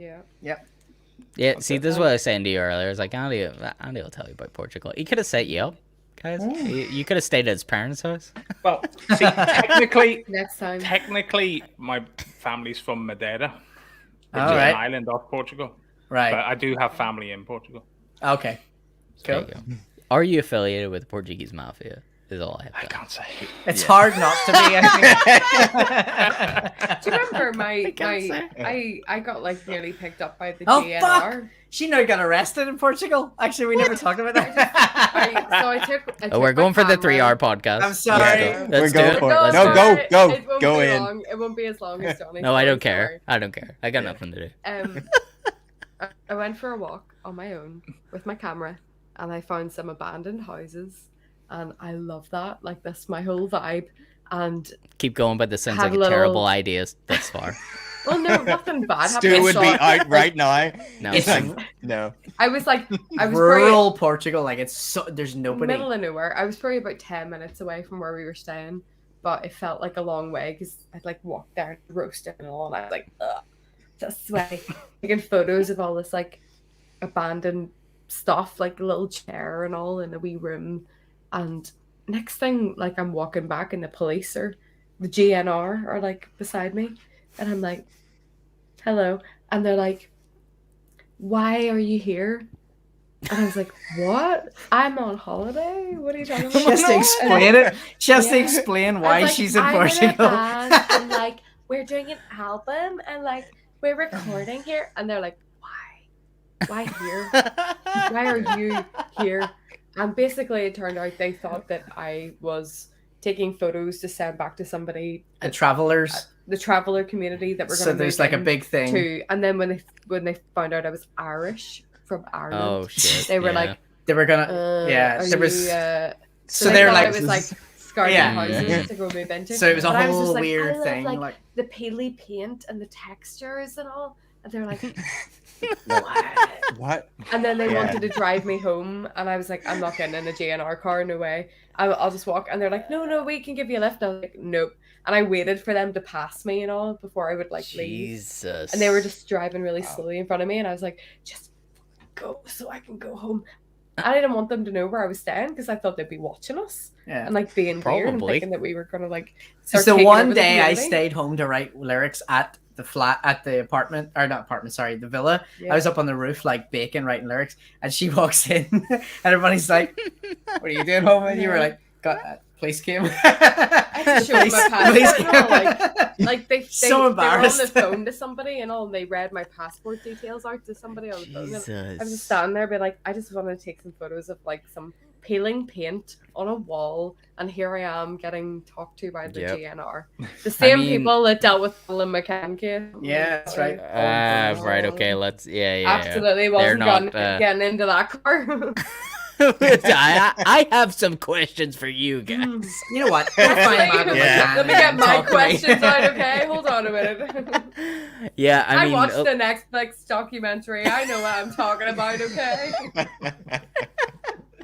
I mean, terrible. That's the thing is like, I like to think that if I was with the Portuguese police and I seen somebody and they're like taking pictures of an abandoned house and I'm like, what are you doing? And they're like, just like the paint that's peeling off. I'm just I'm vibing. like, no, I ain't buying it. I'm gonna get murdered here.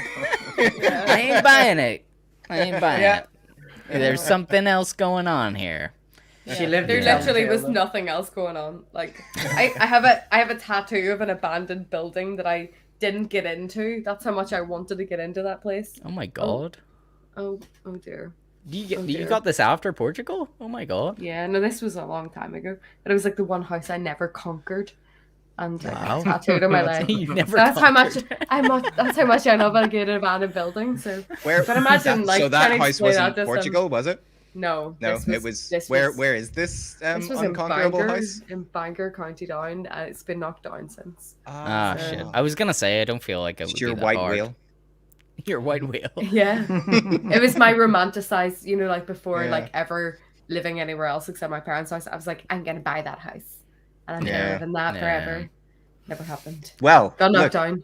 Dude, you guys put the album out, you make millions and millions, and then you have the blueprint on your leg. You just fucking rebuild that shit.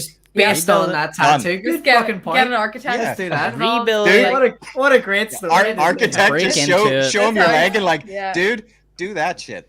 Just work your magic. This whole I kind of love the fact that you would rebuild it and then break into it.